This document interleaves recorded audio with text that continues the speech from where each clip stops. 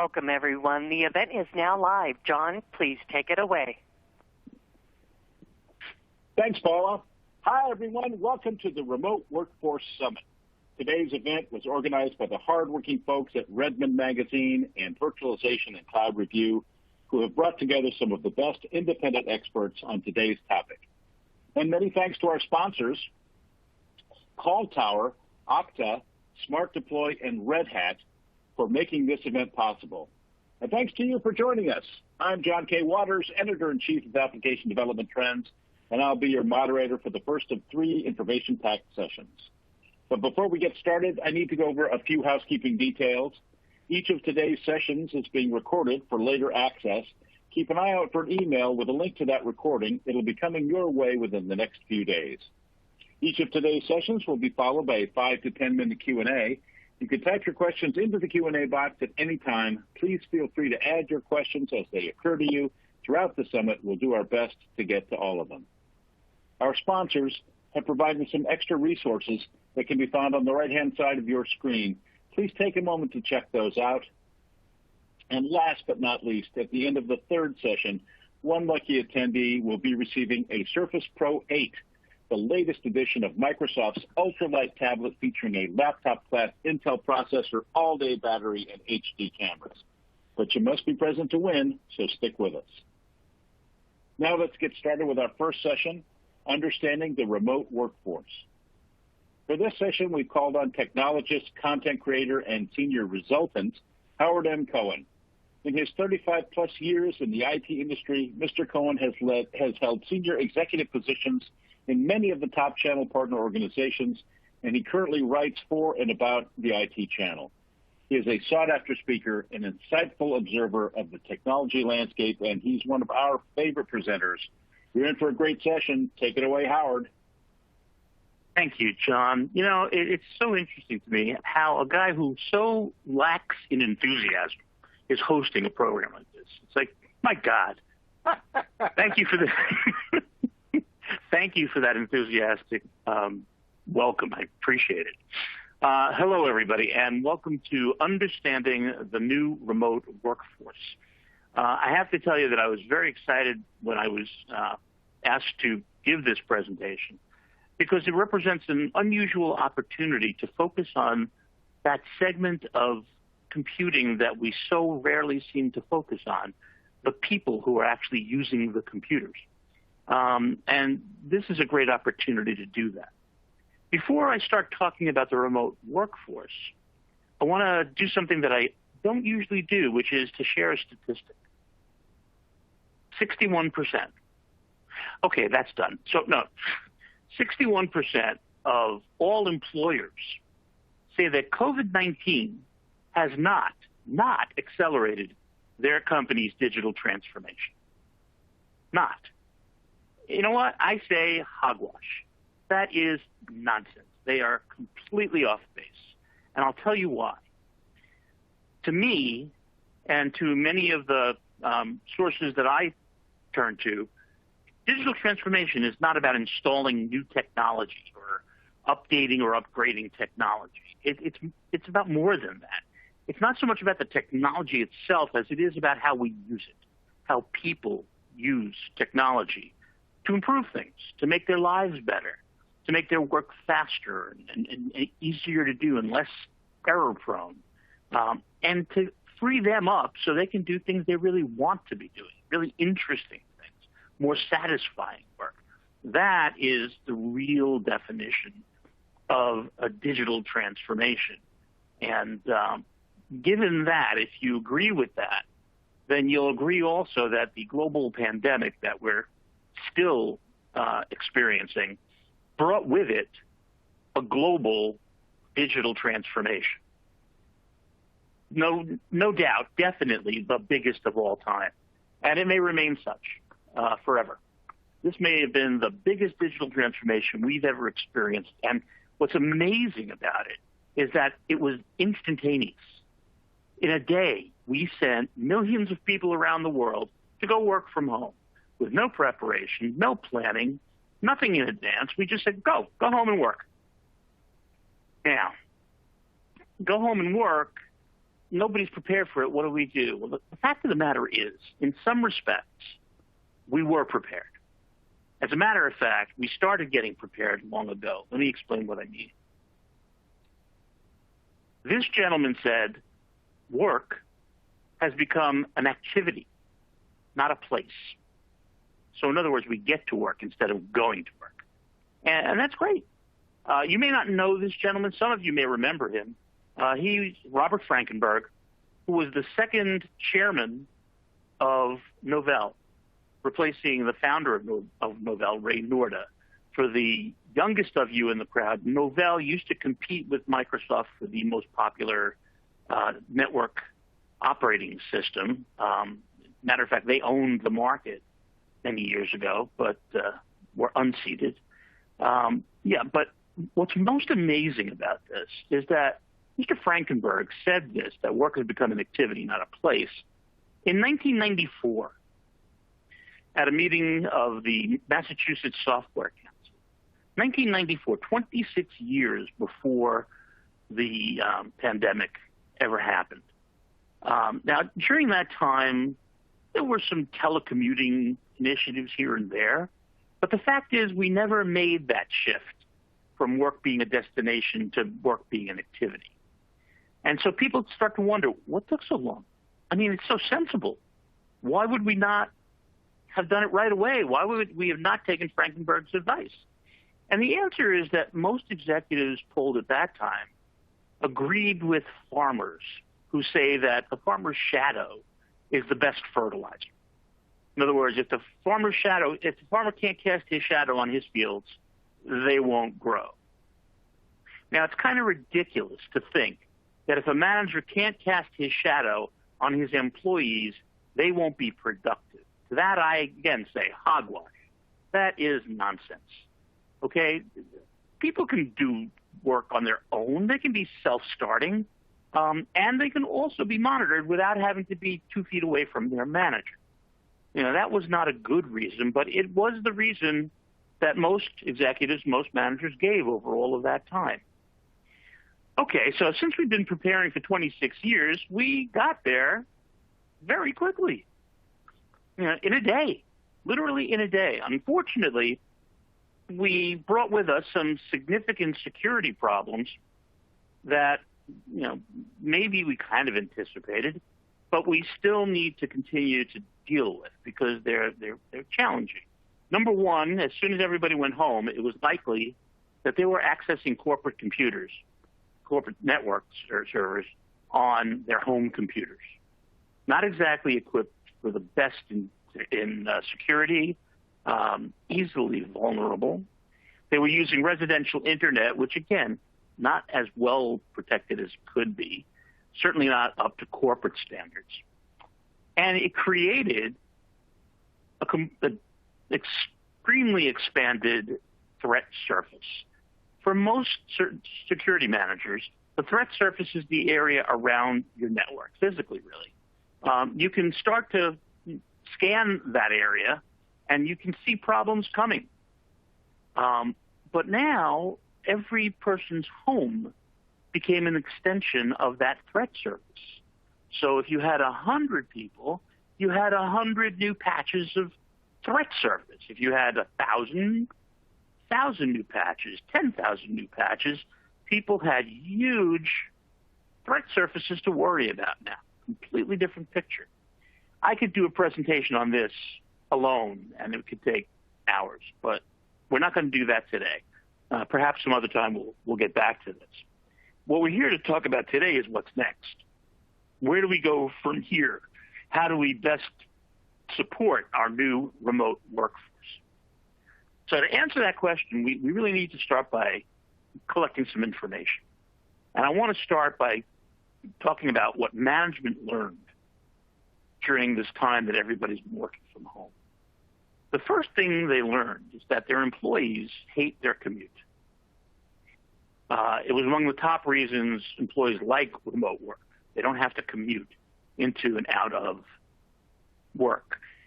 In rural areas, in the Midwest, not so terribly bad. In the big cities, it can be horrible. hours of slow moving and just frustration. So that was one thing. Because there was no commute, here's a side benefit.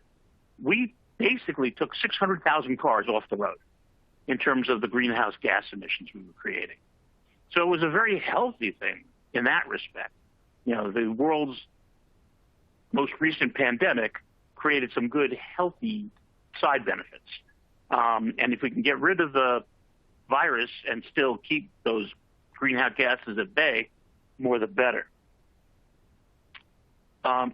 They also found, and this is really where it gets interesting, for the managers especially, they found that most of their employees were starting work at about the time they would ordinarily head out on their commute. And they finished usually around the time they would ordinarily get home from work.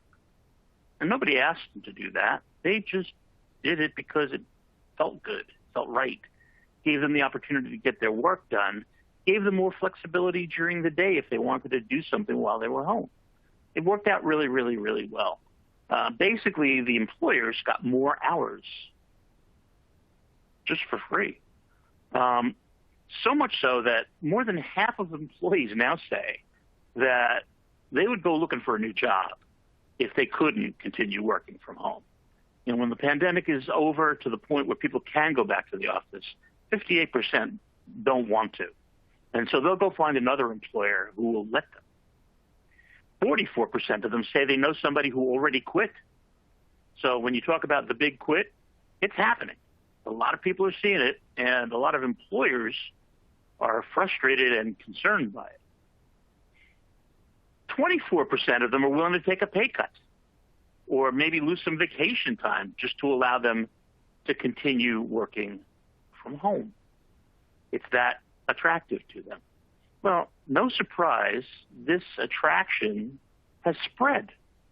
You see this lovely manager executive we have here? She and her colleagues want to continue working from home too. 90% of senior executives want to continue working from home. So this is more popular than people may realize. It's something that we've discovered is really good in so many ways. What else have our management executives learned? They learned that businesses lose $600 billion a year in workplace distractions. Not at home, not because they're working at home, in the office. $600 billion lost every year to workplace distractions. They also found that remote workers are 35 to 40% more productive than people in the office. That's it. That's the telling stat all by itself. We can repeat it 1,000 different ways. When we surveyed employers, 94% of them said that productivity has either been the same or gone up. Now, productivity staying the same is good news, right? They felt that if I send my people home, they'll be less productive. They were wrong. They acknowledged they were wrong. The productivity stayed the same to 67% of them. 27% of them said no, it got higher, got better. 51% of workers report that they feel more productive working from home. They say 95% of them say their productivity has been higher or the same since working remotely. 60% reported being more productive than they ever expected to be through the pandemic. And somehow they figured out that their productivity at home was 7% higher than they even expected. I don't know how they measured that. I can't imagine how you assess that. Oh, I was 7% more productive. It's just, that's the stat, though. And 40% was reported they were more productive at home during the pandemic than they had been when in the office. Wherever you get it, the number is somewhere in the 40s. It's, everybody's opinion is they were more productive. Let's take a look at it now from the worker's perspective. What did the working at home employees found? First of all, they tell us they found that remote work leads to better mental health. Hasn't worked that way for me. No, but seriously, 70% of those surveyed said that they felt that their mental health had improved. 18% asked if if their employers could possibly invest more in promoting better mental health. They also benefited in their pocket because they're not eating lunch out anymore, and because they're only dry cleaning half their clothes. You know, the instructions for being on a video conference. It's business up top and leisure down. Anyway, they save $4,000 a year between eating at home and not dry cleaning their work clothes. As a matter of fact, if you look at the top benefits, number one, with a bullet, was not having a commute. 84% loved the idea that they didn't have to commute anymore. 75% cited the cost savings, with 38% saying they'd saved at least $5,000 in the year. 20% say they'd save more than $10,000 just working from home in the year. Not bad. What else did we find? The reasons that they were more productive at home are interesting too. There were fewer interruptions. More than two-thirds of them said that they had fewer interruptions at home than they had in the office. Now, that's the reverse of what I think most executives would have told you in 1994, 95, 96. They had more focused time to focus on their work. Again, almost two-thirds felt that way. More than two-thirds felt they had a quieter work environment at home. While the executives saying, oh, they have their kids, they have their pets, they have their spouses, didn't seem to work that way. Two-thirds of them said, no, it's quieter there. I like it there. And it's more comfortable there than it is in the office. The only one that wasn't rated at that two-thirds level, only half of them said that they were happy about avoiding office politics. I think the other 45% were scared to admit it. But yeah, I mean, who likes office politics? Here, they're not affected by it. They don't have to deal with it. They can just do their work, which is what most people seem to want to do, which is great. A little more of what we found. They found that they were saving, on average, 40 minutes not having a commute. Now, again, you have to take the Midwest and the suburbs and small towns and whatnot, and then figure in the big cities and whatnot, and it averages out to 40%. If you did that for New York, it would probably be 5 times that, which is not fun. During COVID, 70% of full-time workers were working from home. The other 30% are pretty much represented by people who had to work in plants or factories, and they couldn't work from home. And those people deserve a lot of praise because they stepped up. They took a lot of chances, and they really helped us continue to do what we do in this country. Now, going forward, 92% of them say they're going to continue working at home at least one day a week. 80% said it's going to be 3 days a week. So everybody expects to be working from home at least sometimes. Unfortunately, 20 to 25% of the companies are helping out with the cost of furniture. So if you're going to get a real comfortable chair, you're going to pay for it out of pocket. 81% of them are optimistic that their employers will agree with them and let them work from home at least sometimes. 59% said that they would be more likely to choose an employer who offered remote work. So for those of you who are having a hard time recruiting good people, more than half of them want to be able to work at home at least half the time, at least part of the time. So reconsider your position on that if you're firmly against it. You may be doing yourself a disservice.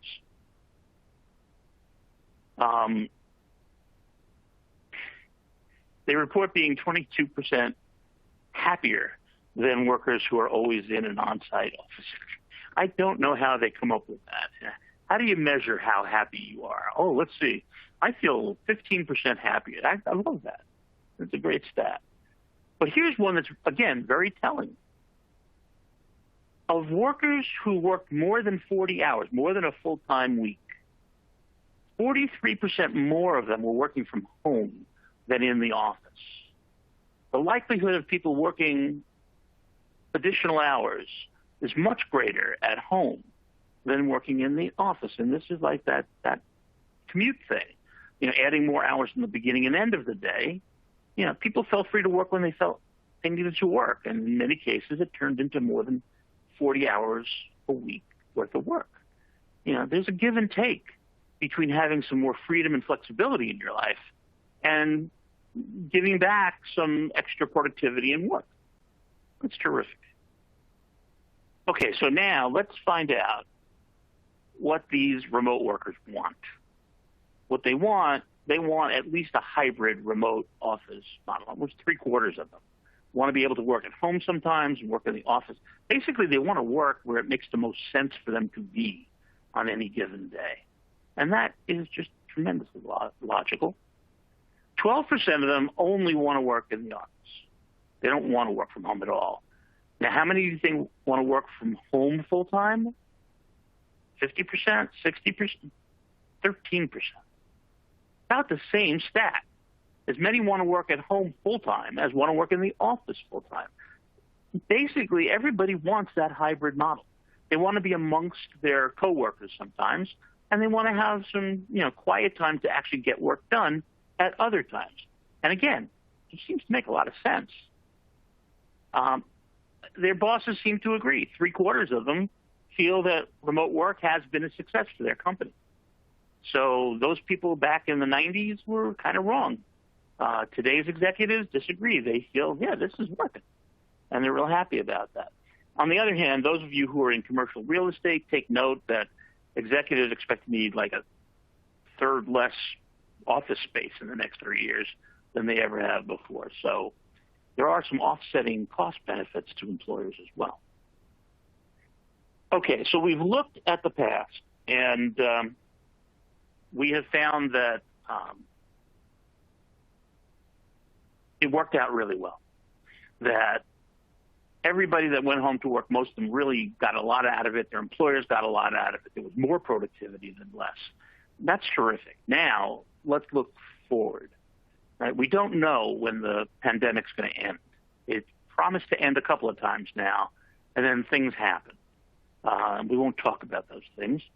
But 44% of companies going forward won't allow remote work at all. They don't want anybody working remotely. They may have a hard time recruiting personnel going forward, given that 58% want remote work, at least part-time. But 44%, no remote work. However, 85% of managers see remote work as the new normal. This is how it's going to be from now on, 85%. So if the leaders are saying it's going to be, it's going to be. And it is. It looks like it's going to be the new normal. Everybody seems to have gotten a lot out of it. This is an interesting stat. 16% of companies aren't coming back to the office at all. That's it. They're done. They're working from home from now on. Now, you remember that Twitter, within days of us all going home back in March of 2020, Twitter announced that they're never coming back to their office. Everybody's working from home from now on. And a few dozen companies immediately thereafter announced the same thing. And I'm sure there have been more. I'm sure that 16% is only the tip of this iceberg. I think we're going to see a lot more companies get on this bandwagon and have their people working from home and not from an office. And I don't necessarily know that I think that's good or bad. There are some aspects of socialization that are nice, and we're going to have to find another way to get those. 40% of companies say they will have hybrid work. People working from home sometimes, people working in the office sometimes. They'll go back and forth. Bottom line, remote work is here to stay. No doubt about it. Okay, so if remote work is here to stay, then management really has to start thinking about what they need to do, what they need to pay attention to make remote work successful. Okay, let's go through some of those. First one is no direct face-to-face management. This is that farmer's shadow thing. Okay, so you don't have the opportunity to be in the same place at the same time with your people. And that, you're afraid, is going to hold you back. My recommendation is to rethink that for a moment. Because most of those people are concerned about what time did they get to work? Did they get to work on time? And why did he leave early? What was going on there? It's seldom that a manager really stands over a worker and watches them work to make sure they're being productive. Just not like that. So my recommendation is manage the outcomes, not the clock. The outcomes are what you're paying for. You noticed at the beginning of this presentation, I took the title Senior Resultant. That's because I believe it's all about results. Everything is all about results. You can tell me how hard you tried. I don't care. I'm concerned about results, outcomes. So manage the outcomes, not the clock. And to do so, what you want to do is to track progress and timely completion with workflow automation. Use workflow automation so you can always see how people are progressing through their work and always see when they've completed and that it was completed on time, within budget, and at a level of excellence in excess of your expectations. You can do that on a workflow automation system. And there are some really great ones out there, and more of them are emerging all the time. Here's the second challenge. Social isolation. Yeah, people are working from home. It's their home, so they should be comfortable there. But they're accustomed to working around a lot of people. They're accustomed to the hubbub. They're accustomed to people pushing and shoving and meeting around the water cooler and all that stuff. They don't want to be alone all the time. Nobody wants to be alone all the time. What they need is a sense that they belong somewhere. Now, that sense of belonging is smack dab in the middle of Abraham Maslow's hierarchy of needs, which is a very popular triangle that Maslow produced that says at the base, at the bottom, are the foundational needs, air, water, food, shelter, sleep. And at the top is that magical self-actualization where we're doing all the things we ever dreamt of doing and life is really good. But smack dab in the middle is love and belonging, a sense of connection to other people. It is a need. It is not something that's nice to have. People need to have a sense of belonging, a sense of connection with other people. I mentioned water cooler. I think the water cooler is a great model for what we need to do. Establish an opportunity, like a chat room, for example, where everybody can come, hop on their camera, and see all their friends hanging out in the break room or by the water cooler, and just talk. And if they want to break off in, one-on-one conversations, they certainly can. But if they want to stay in the group because somebody's telling jokes or telling a story, what have you, give them an opportunity to be people with each other, I guess is what I'm saying. We need to be people with each other. It's a need. It's inherent in being a human being. The Society for Human Resources Management has a list that they've shared with us that starts with being available. Because people can't just hover by your office or just sneak up on you, they need to know that they can reach you if they have a question or they need some guidance. Because if they can't reach you, that may just stop them in their tracks. They may not be able to go any further. And that's as frustrating for them as it ends up being for you, maybe more so. So be available for them. Set your expectations with them so they know what you expect them to produce. You expect them to produce X per day or X per week or X within the next month or however you like to manage it. Manage it clearly in a detailed fashion so everybody knows for sure what's expected of them. Be organized. It's important to be organized, more organized when you're working with people through mediated communication. Like, for example, when you have a meeting, have an agenda and follow that agenda, but be flexible. Allow people to interject and add things into it, but start with a structure. And I mentioned meetings, yes, have an agenda, but also think about shortening your meetings, right? Meetings where minutes are kept and hours are lost can be very frustrating when you're sitting alone in front of a computer with the possibility of doing email or other stuff that you want to get done, you may lose people who've developed the ability to keep staring into the camera while they're working on the left-hand side there. Adjust them. Let's make meetings shorter. Stick to the agenda, get through the agenda, achieve the results you want to achieve with the meeting, and move on.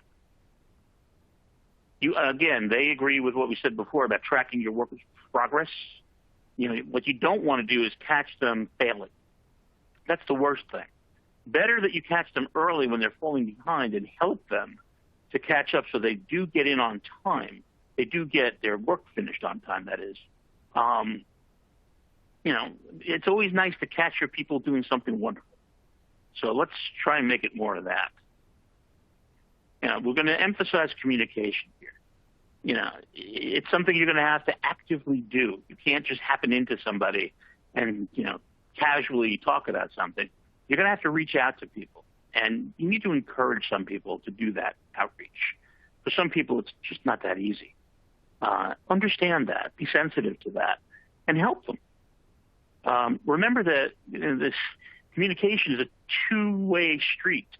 So it's crucial to listen.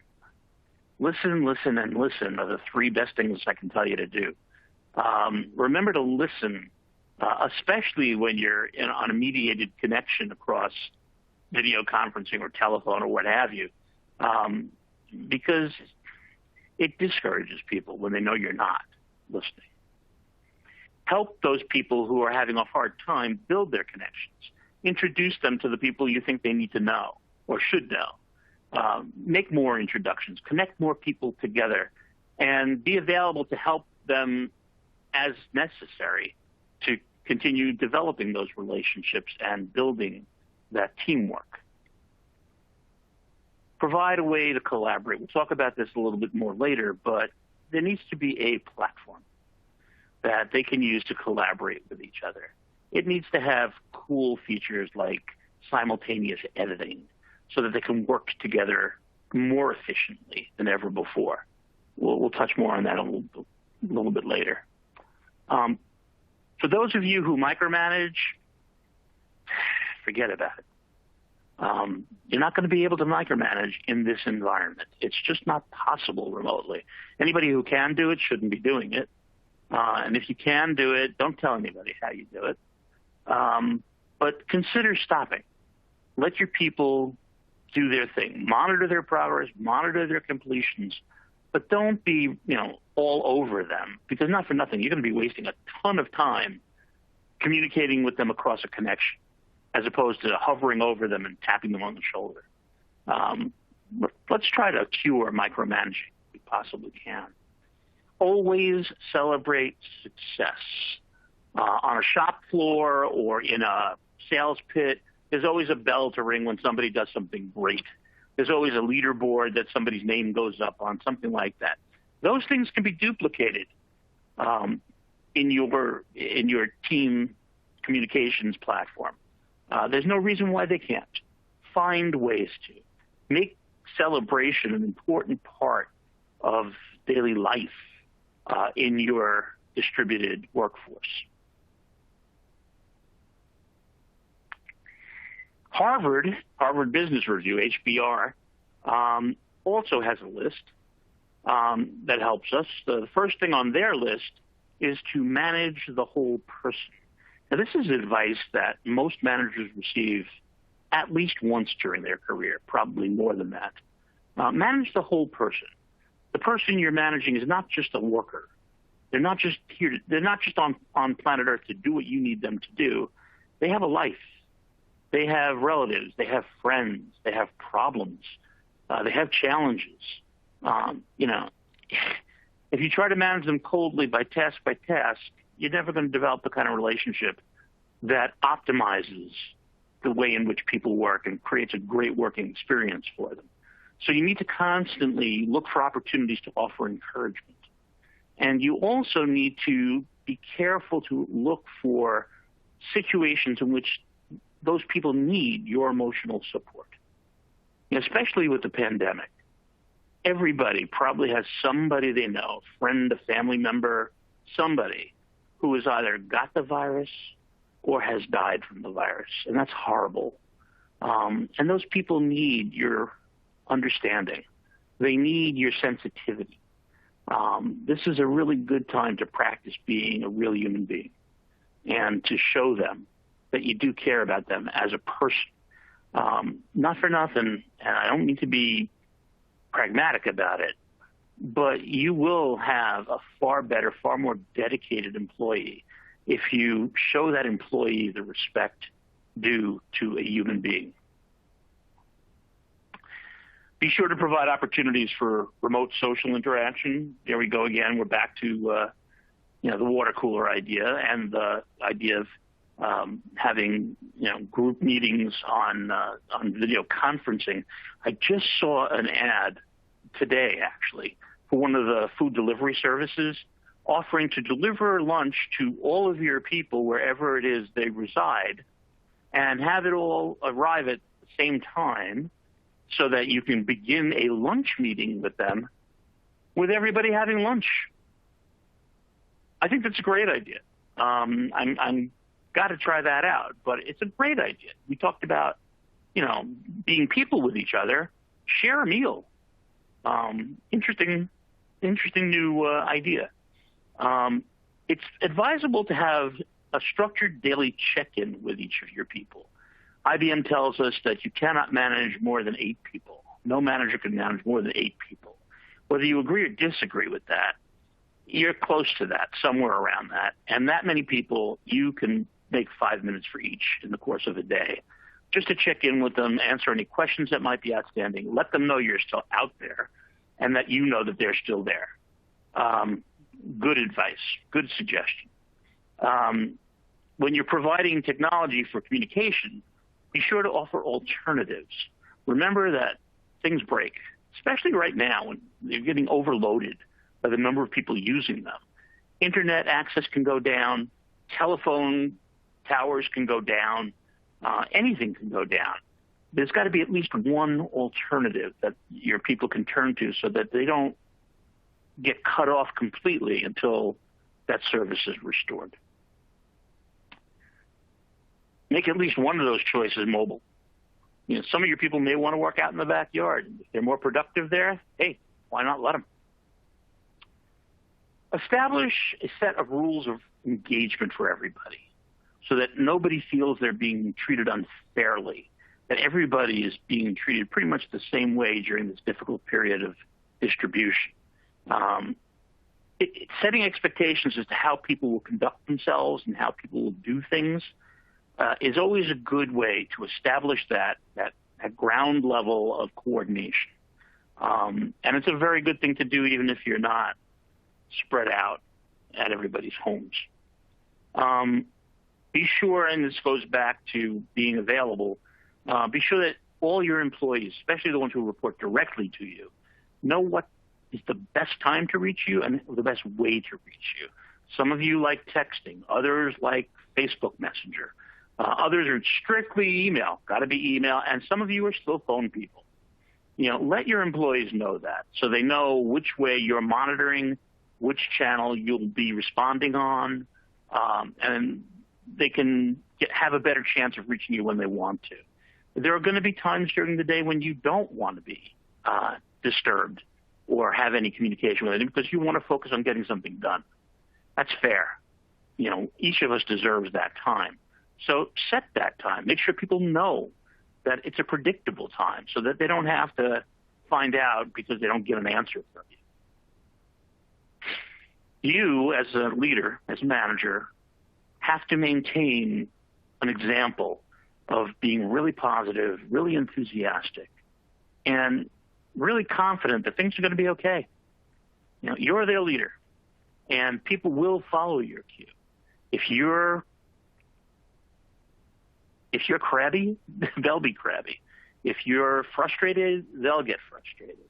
And so anything you do in that regard, it comes back to bite you in so many ways. Oh, yeah. While we're at it, since this is being presented by 2 technology publications, we should, and sponsored by 4 technology companies, we should spend at least a few minutes on technology. So here's my checklist. Cloud-based everything. This is a good time to democratize your network so that everybody has the same level of access no matter where they are. If you've been migrating to the cloud, try to accelerate the migration so that you're all into the cloud as soon as possible. Provide an online productivity suite, as we talked about a little bit earlier, that provides simultaneous editing, all the applications in one platform. The more that platform offers, the better, the more robust it is, the more secure it is too, was also important. Another application that's kind of a must at this point is Unified Communications as a Service, UCaaS. Without it, your people are going to be cut off from each other.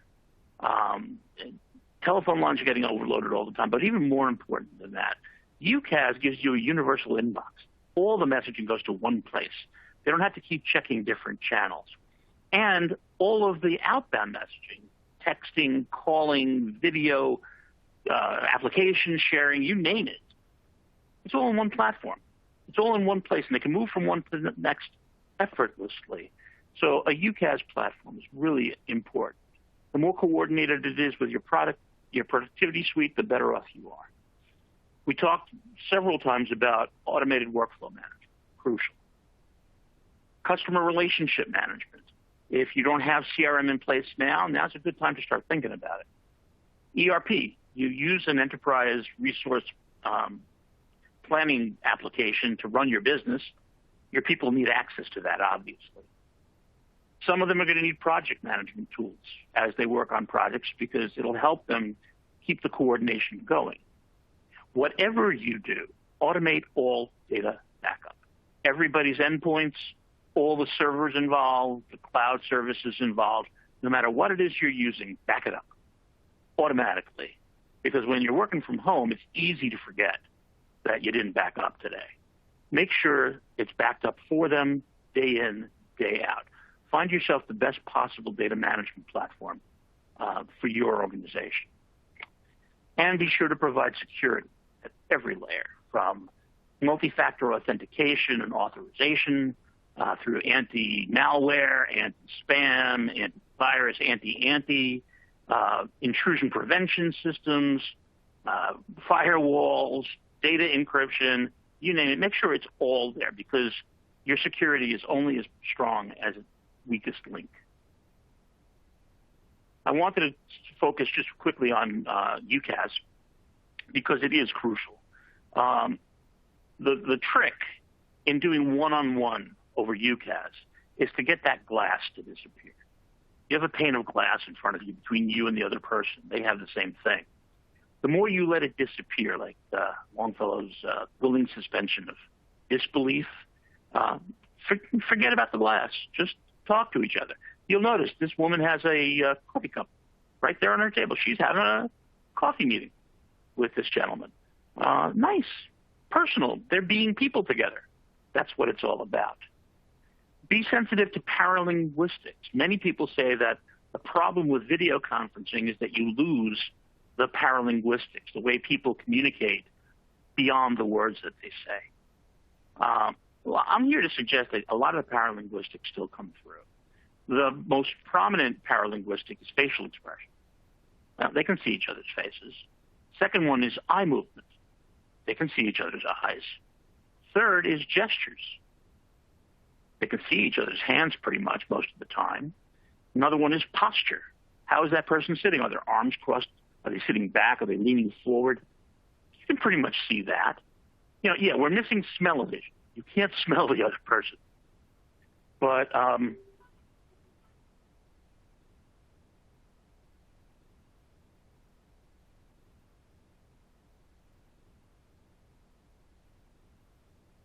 Please stand by as we reconnect our presenter.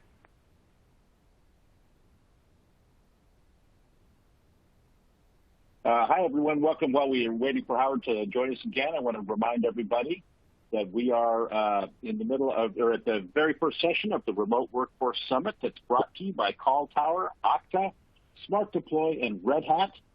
And It's like I said, it was the first of 3 information-packed sessions that you'll be joining us for today. Let's see. Oh, and I wanted to remind you that one lucky attendee will be receiving a Surface Pro. Let me try that a third time. A Surface Pro 8, the latest edition of Microsoft's ultra-light tablet featuring a laptop-class Intel Core processor, all-day battery, and HD cameras. But you must be present to win, so be sure to stick with us.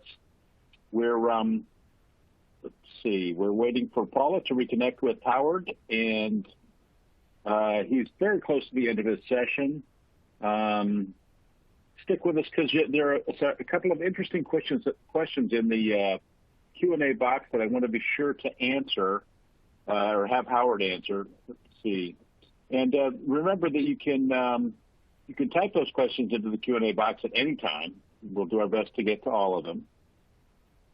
And you'll want to stay tuned for our upcoming session, the 10 new best practices for a secure remote workforce. That session is being led by our friend, scientist, author, 20-time Microsoft MVP and commercial astronaut in training, Brian Posey. You should definitely check out Brian Posey's, I think it's called Brian Posey's Moonshot at Redmond Magazine. It's where he chronicles his astronaut and training efforts. He just recently told us that he did the part where you go into the water, and I thought that would be very, very scary. So interesting guy, brave, and a scientist as well. And he'll be talking about 10 new best practices for a secure remote workforce. That session will be moderated by my colleague, David Rammel, who leads the editorial team at Virtualization and Cloud Review. And it looks like, how are we doing, Paula? Where are we on reconnecting with Howard? I want to be sure the attendees get the rest of this great session. Howard is one of our longtime presenters, very smart guy, and his insights into this, I would argue, not controversial exactly, but kind of confusing topic because you see statistics on worker productivity, and some of it goes against what might be intuitively felt by managers who really need a high level of control because there's a lot at stake, for their company, in good worker productivity, and this remote workforce situation was thrust upon us. It wasn't a choice based on some of the statistics that Howard is citing, where we look up and say, well, they're going to be more productive at home. Let's go ahead and make that hybrid workforce how we want to do it. We certainly didn't have a choice. Thank you, COVID-19. And now we're struggling again with the variant. So, okay, let's see here. Let's see. I'm getting, I don't see any. Yep, the audio is still not working for us. But listen, be sure to check out this. And this is sorry for the technical glitch. This truth sucks. I apologize. But this is just one of many summits that we host at 1105 Media Publications like Redmond Magazine and Virtualization and Cloud Review. You can go to those websites, and there's a long list of existing webinars and summits and webcasts and tech talks that are all available on demand. You just have to click on them and register, and you get all this great content. You get access to the slides. You get the additional resources that are provided by the sponsors for those various summits and webcasts, and it just tends to be just absolutely great material. We do put together insightful, I would argue, and expert presentations from people who are in the field and who, are, have their finger on the pulse, so to speak. So among the questions that we got, or one of the comments we got from the attendees, is that, it's not a question, but I appreciate the humor sprinkle of the presentation, and that's one of the things I like about Howard as well. Is he's a funny guy, and he's got a definite point of view, but he also has a high level of expertise, and that's what we really try to bring to these events. We try to make sure that we get independent experts, people who have their own consulting practices, or their advisors sort of outside of the companies that sponsor the events. We don't want to have any biased information. We want to get their take, but we also love to engage with a conversation. One of our attendees has observed that there seems to be a huge assumption underlying this discussion that people are comfortable at home, working or not. Are we transferring our biased experience to others en masse? And that's one I definitely want. Howard is back with us. Thank the Lord. Oh, boy. Sorry about that. I don't know. Howard. Looks like I wasn't gone too long. Where did I leave off? I think you're on slide 32 or 3. Let me look at the... So you were still in the office, okay. Yeah. You were going down your list, as I recall. Yeah. Okay, a roomy work surface, not too comfortable chair, good lighting, watch out for eye strain, a fully configured computer that can connect to your network and is secured adequately for your network, a headset to block out all sound, preferably one with good noise reduction, internet access, either Wi-Fi or cable, and a printer. Those are all good, but the most important piece of equipment in the room is that one on the far left of the screen, a door. Be sure you have a door to close out the outside world. I will tell you, in my own case, when I moved from an open space into a room with a door, my life changed. So be sure you do that. This is the last thought I really wanted to show you is this group. These people all work for Zoom. And what do you notice about the photo? They're all smiling. They're all smiling because they're in a water cooler meeting. And they're having a really, really good time at that water cooler meeting. So it's important. It's let people be people with each other. And that really is the kind of final point I wanted to make. As we go to questions, if we have any time left for them, sorry about that. Okta has a wonderful document called How to Prepare Your Workforce for Success. In charts and graphs like these, the other sponsors of today's show are all represented. You'll notice that some of the longtime favorites like Palo Alto, Citrix, and Cisco are way up top. They've been around forever, and they're still some of the fastest growing apps. It's very exciting. So the URL is right here. You can get this deck after the show if you miss it right here. But with that, I'm sorry, John. Do we have any questions?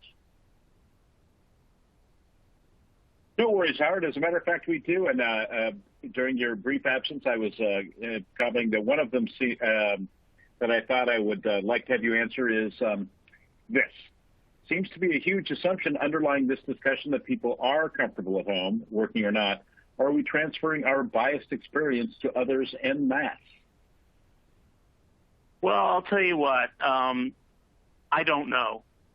To prepare for this presentation, I looked at more than several, maybe dozens of surveys. And the stats that you saw there were drawn from some very reliable sources. I'm sorry, you may have missed it, but I did indicate them up at the top of the screen with their logos. Some of those stats came from other sources that I just thought were good and supportive. I may personally be transferring my biased experience. I've loved working at home for the last 13 years. But the information you saw on these slides comes from those statistics from those surveys. What else you got, John? Okay, so Let me look here. We've got quite a few here. They're kind of coming in fast and furious now all of a sudden. That's great. Let's see. Let's do this one here. Do you recommend a particular UCAS platform for the Activity Suite? No, I don't. No, That was easy. no, I don't. Yeah, I can't. Being a journalist and being an analyst, it would be improper for me to recommend any one particular productivity suite over the other. And the fact of the matter is that they're all in very close competition these days. So just think about what you want from yours. What features do you really, really want? Try them out. Most of them will give you a free 30-day period. See how they work. If they work in a way that's comfortable for you and yours, that's great. That's the most important thing. If not, pick something else. Here's one. This attendee, what's your opinion? If we track work-from-home employees by progress and output, should the hourly worker go away? Should all work-from-home workers be salaried workers? No, an hour is as much a unit of time as a day is. I'm sorry. If you have an hourly worker and you agree that they're going to provide X service and it's going to take X hours, well, the typical rule that I've seen obeyed by most managers is either fulfill the obligation or communicate the exception. If it's not going to get done within these allotted hours, tell me, and let's figure out what we want to do. Let's make a decision about extending the hours or you just getting it done if you want to get paid. That's not friendly, but it kind of boils down to that sometimes. And a day, I mean, for most people, a day is an 8-hour day. For professionals, it's a 10-hour day. For technology people, it's a 20 to 24-hour day. It varies, but you can definitely allot a certain amount of work into that time given. Awesome. Well, Howard, thank you so much. Looks like that's all the time we have for this session. We're going to take a short break here. Thank you, Howard, for a great session. Thank you, John. Thank you, everybody. We're going to take a short break now, but we'll be back at the top of the hour for our second session, the 10 best practices for a secure remote workforce, led by scientist, author, and 20-time Microsoft MVP and commercial astronaut in training, Brian Posey, and moderated by my colleague, David Ramel, who leads the editorial juggernaut that is Virtualization and Cloud Review. Many thanks to Howard M. Cohen for this. Many thanks to Howard M. Cohen for this great session, and to our sponsors, Call Tower, Okta, Smart Deploy, and Red Hat for making it possible. Now would be a great time to check out those extra resources on your console provided by our sponsors. And remember, during today's third session, we will be giving away a Surface Pro 8. But you must be present to win, so stay tuned. Back in a few.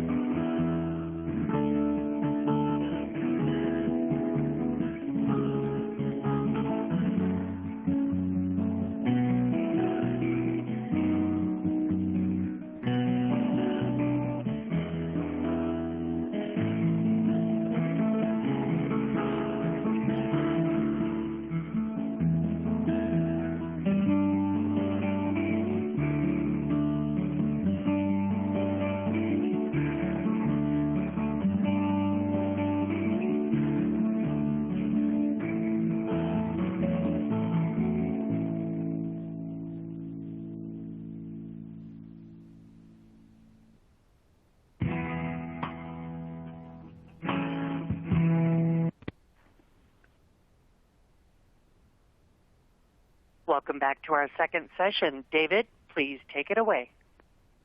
Okay, welcome back, everyone. Thank you for being here. Thank you to our speakers, my fellow moderators, and of course, Call Tower, Okta, Smart Deploy, and Red Hat for underwriting this summit and allowing us to bring you this great content. I'm David Rammel, editor of Virtualization and Cloud Review, here to moderate the second session of our summit called the 10 New Best Practices for a Secure Remote Workforce.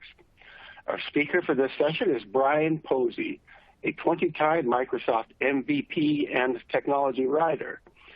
Throughout his career, Brian has written or contributed to dozens of IT books, created numerous full-length video training courses, and published thousands of blog posts on a huge variety of IT and space-related topics. Many of those blog posts can be found in his Posey's Tips and Tricks column or in his new Posey's Moonshot column at redmondmag.com. Brian, it's great to have you here. Please take it away. Hey, thank you so much. It sounds like it's been a great summit so far. I caught the last few minutes of the previous session. It sounds like it was some really interesting stuff. But yeah, as David said, I'm Brian Posey, a 20-time Microsoft MVP and commercial astronaut candidate. And I just got home from doing my first underwater spacewalk.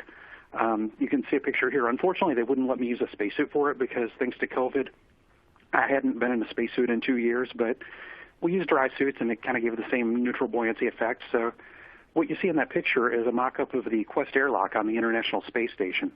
So they actually put me inside of the airlock. I had to come out, use tethers, make my way over to that toolbox, the big black thing you see in the picture, get some tools, and then work my way across a series of trusses and actually do a repair job on the outside of the space station. It was quite the experience, and I got to do that a few times. But anyway, enough about me. Let's go ahead and get started. So being that this is the Remote Workforce Summit, I wanted to talk about the very nature of remote work. You know, a lot has changed in the last few years, and at first I thought that it wouldn't affect me at all because I've been working full-time remote since the year 2000. Back then, I walked away from my corporate job to become a full-time freelancer, and I've been working at home ever since. I feel extremely fortunate. I can't imagine ever having to go back into an office. But the remote work thing is new for a lot of places. And one of the big lessons that I think we've learned over the last couple of years is that remote work can indeed be practical. Maybe not for everybody, but for most people. You know, before the pandemic set in, I think that there was already a bit of a push that was underway regarding remote work. People were starting to realize that the technology existed, that it would allow them to work from anywhere. But in a lot of cases, there was pushback from managers. I heard all kinds of stories. I heard about managers who just wanted to be able to micromanage their people and felt they couldn't do that if they were working remotely. I've actually heard stories of managers who said if somebody is working remotely, they're not actually working.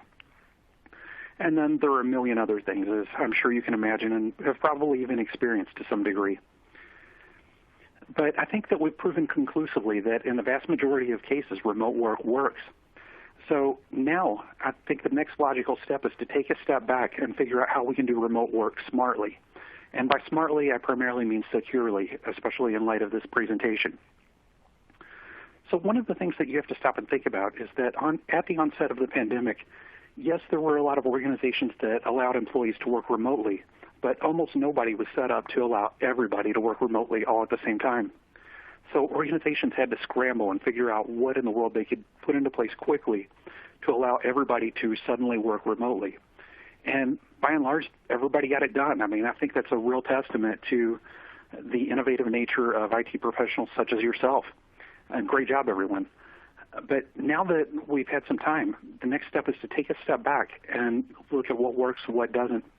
Because, you know, organizations put a lot of money and other investment into their remote work architecture. And the pandemic will eventually end. But when it does, these organizations aren't going to be anxious to give up that investment that they've made. So my guess is that even though the pandemic will end, I mean, history has shown that, even the bubonic plague back in the Middle Ages, as horrible as it was, it eventually ran its course. And this will too. But when the pandemic does end, I think that remote work is going to be here to stay, at least optionally. Certainly there will be some organizations that still require their employees to work remotely, because think about it from a financial perspective.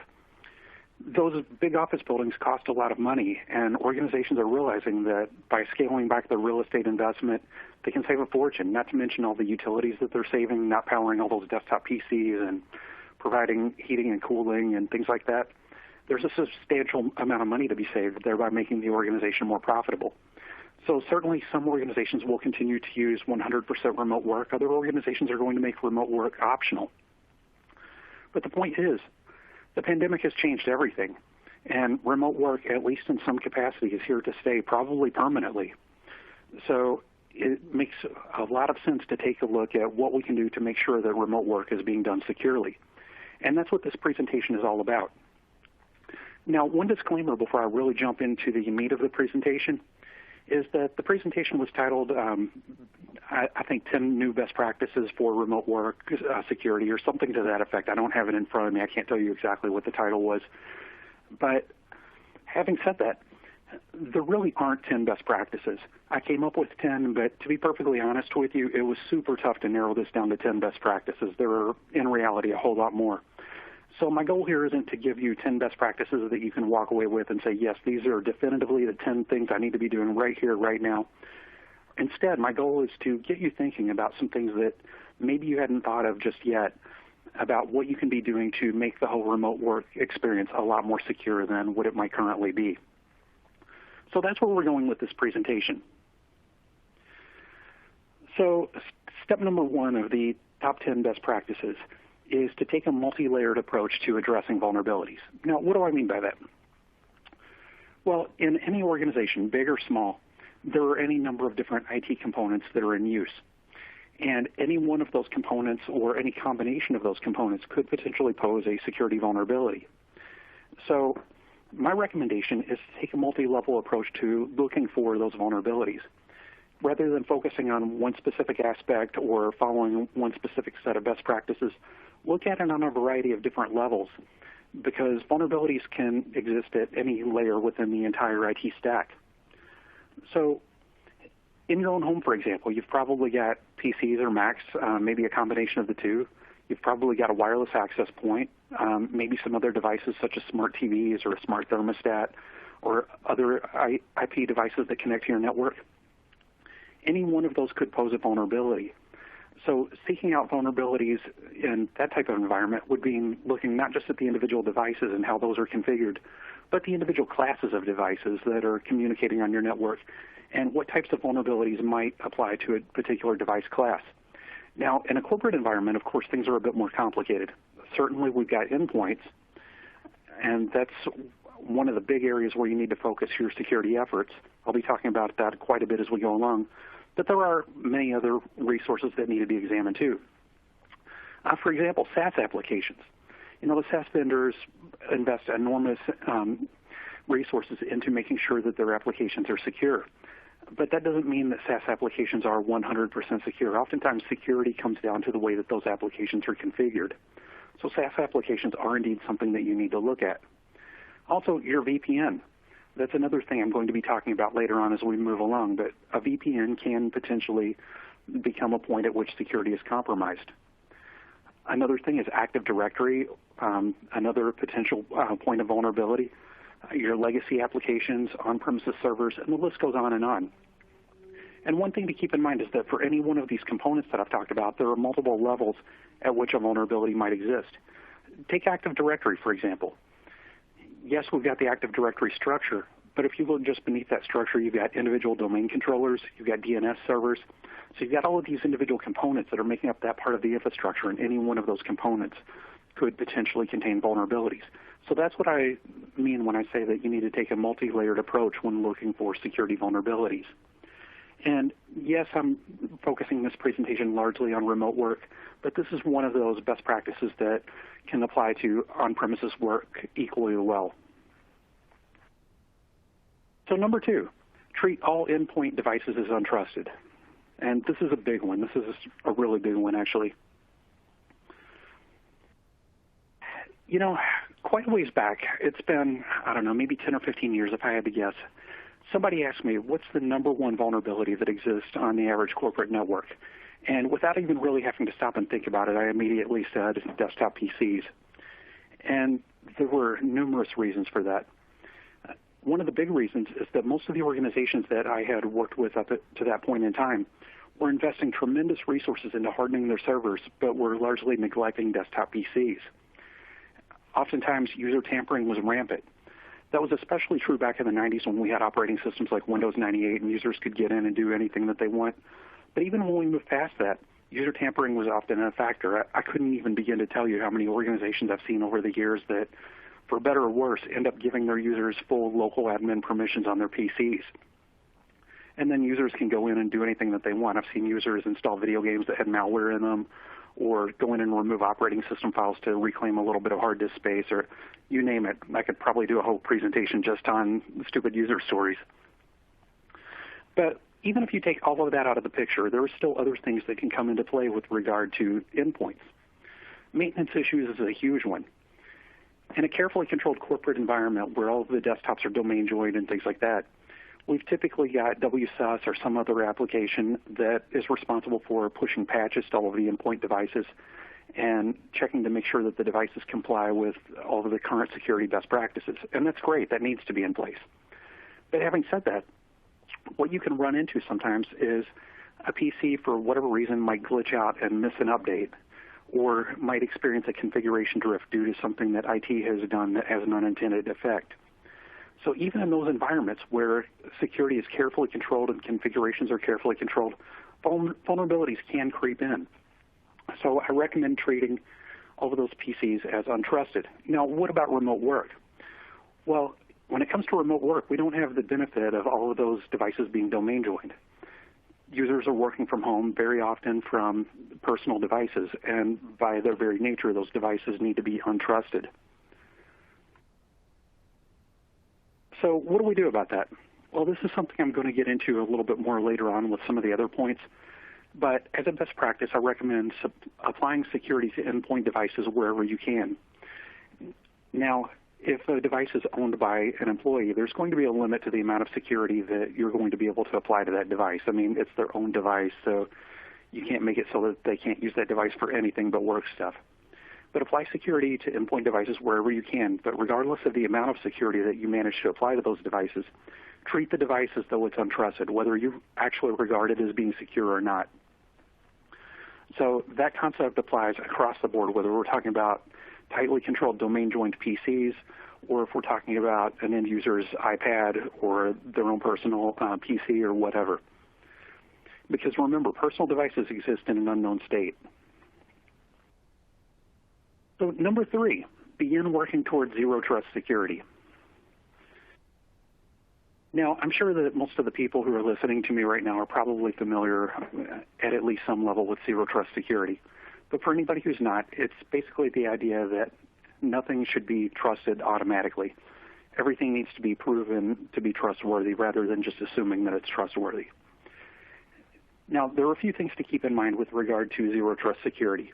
And for anybody who may be wondering, yes, I'm a big believer in zero trust security. I think it absolutely has its place. But a couple of things to keep in mind. First of all, zero trust security is an architecture, not a product, or it might even be better described as a philosophy rather than a product. There's no product that you can go out and buy right now that will automatically make your organization zero trust, even though I've seen a couple of security products that market themselves that way. Also, zero trust is a journey, not a destination. No matter how much security you apply on your network, you'll probably never get to the point that everything is fully zero trust compliant, whatever that even means. More than likely, there are always going to be some assumed trust that exists, and in some cases, that's okay. So, what are some best practices regarding the implementation of zero trust?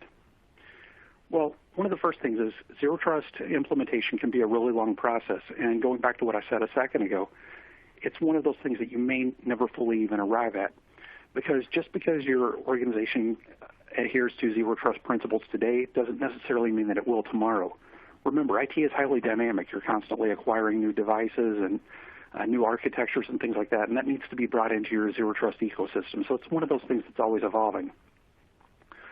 That being the case, implementing zero trust can take a while, and it's probably never fully going to be done. So I would recommend, if you're just getting started, begin your efforts by looking at whatever areas of zero trust security are going to have the best impact on your overall security.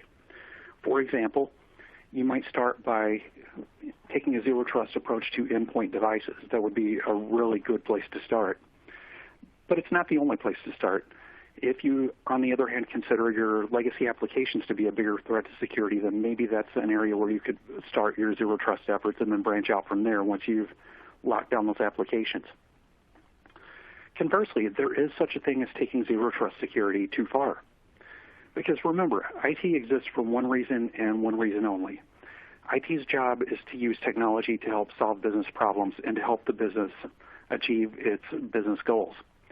And when you take security too far, you can actually stand in the way of achieving that goal. You can make the business less efficient. You can make it harder for users to do their jobs. So there has to be this balance between security and functionality. I know that's not necessarily a popular opinion in security circles, but it's reality. So you've got to avoid taking zero trust so far that the security becomes disruptive. And then sometimes security can even become meaningless. Several years back, I had a vendor, I won't name any names, but I had a vendor that was proudly showing me a new technology that was designed to adhere to the zero trust architecture. And what they were doing with it is making it so that a PC, I'm talking about just a regular desktop PC, didn't trust the keyboard or the mouse until that keyboard and mouse had given a certificate proving that it was what it claimed to be. If you really think about that from a security standpoint, what benefit does that prove, or what benefit does that provide, rather? There's really no benefit from the standpoint of a desktop PC to making the keyboard or the mouse untrusted. A keyboard is a keyboard. Now, I could see in a highly regulated corporate data center setting up servers in a way where they won't accept having a keyboard plugged in. Certainly there's a benefit to that. But even then, you have to question that if your physical security is so lax that somebody can walk in there with a keyboard, you've got bigger problems. But I just wanted to give you a few things to think about with regard to zero trust security. Best practice number 4, adopt conditional access policies. Now, conditional access policies exist within Microsoft Azure, and they're one of those things that I could probably do an entire presentation on. But I want to go ahead and give you just a taste of what conditional access policies are and what their benefit is, just for the benefit of anybody who might not be familiar with them. So conditional access policies make it so that there are a variety of things that Windows is able to look at when it's deciding whether or not to give a user access to a particular resource.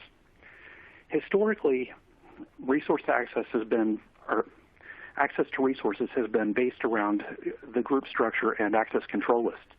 So typically what an organization will do is they'll create a group of users who need access to a particular resource, and then they'll create an access control list that provides access to the group members. Simple enough. That's the way it's been done for decades. But sometimes that might not necessarily be enough, especially when we start talking about remote work, because a user who's working from home on a personal device might have a different level of risk associated with their session than a user who is logged on premises from a carefully controlled domain-joined corporate desktop, and you know exactly how it's configured. You know that the user is who they claim to be because they're sitting right there in their seat. Things can vary depending on a user's location and any number of other factors, and that's where conditional access policies come into play. Rather than granting access based on a really rigid access control list, conditional access policies let you look at a number of different factors. And conditional access policies, they also play really well into the whole zero trust thing, because you aren't just blindly giving a user access to something based on a group membership. You're doing some extra checks to make sure that that user really should be accessing what it is that they're trying to access.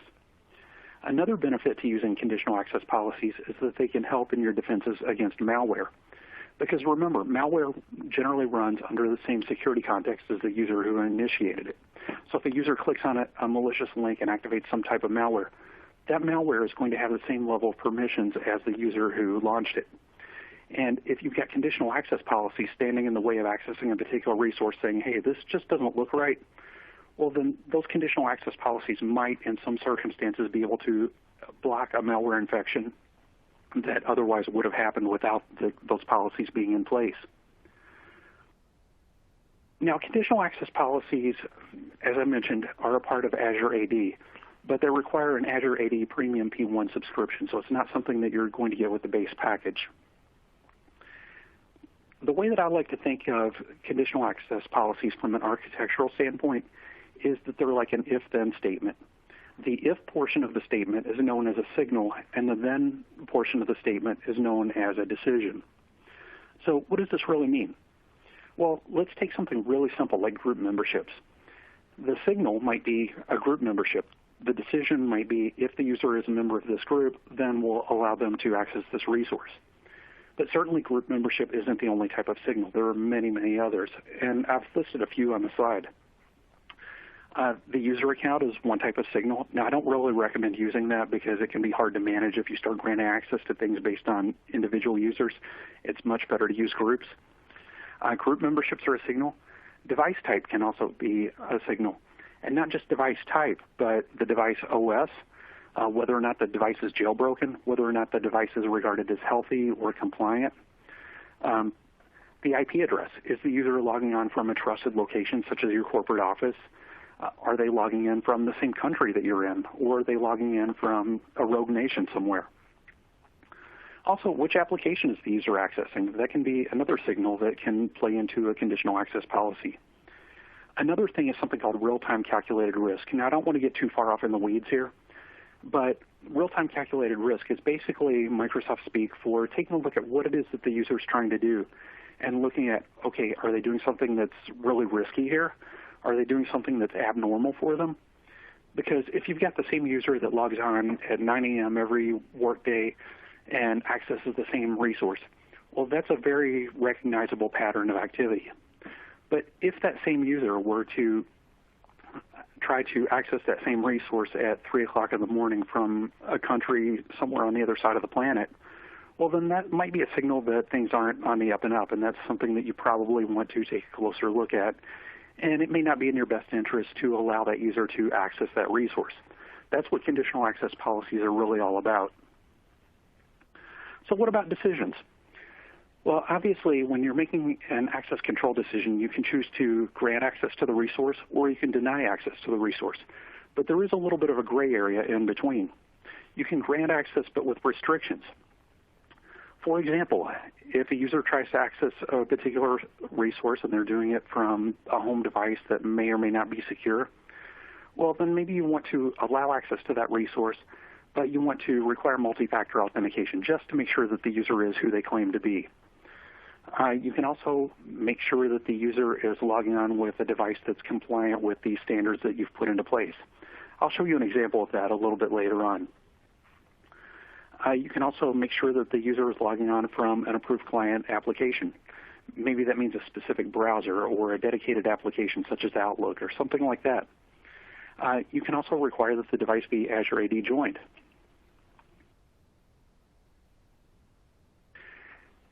Now, as I said, I don't want to get too far off into the weeds with regard to conditional access policies because there are several other things that I still need to talk about. But I do want to give you a few words of caution for anybody who might be considering taking a look at conditional access policies. The first thing that I want to caution you about is to beware of blanket policies. Now, when it comes to IT security, I'm a big believer in keeping things simple. That's actually something I'm going to be talking about more as we go along. And blanket policies are indeed simple. What I mean by a blanket policy is a policy that states, okay, every single person in the organization needs to adhere to this policy. That's a blanket policy.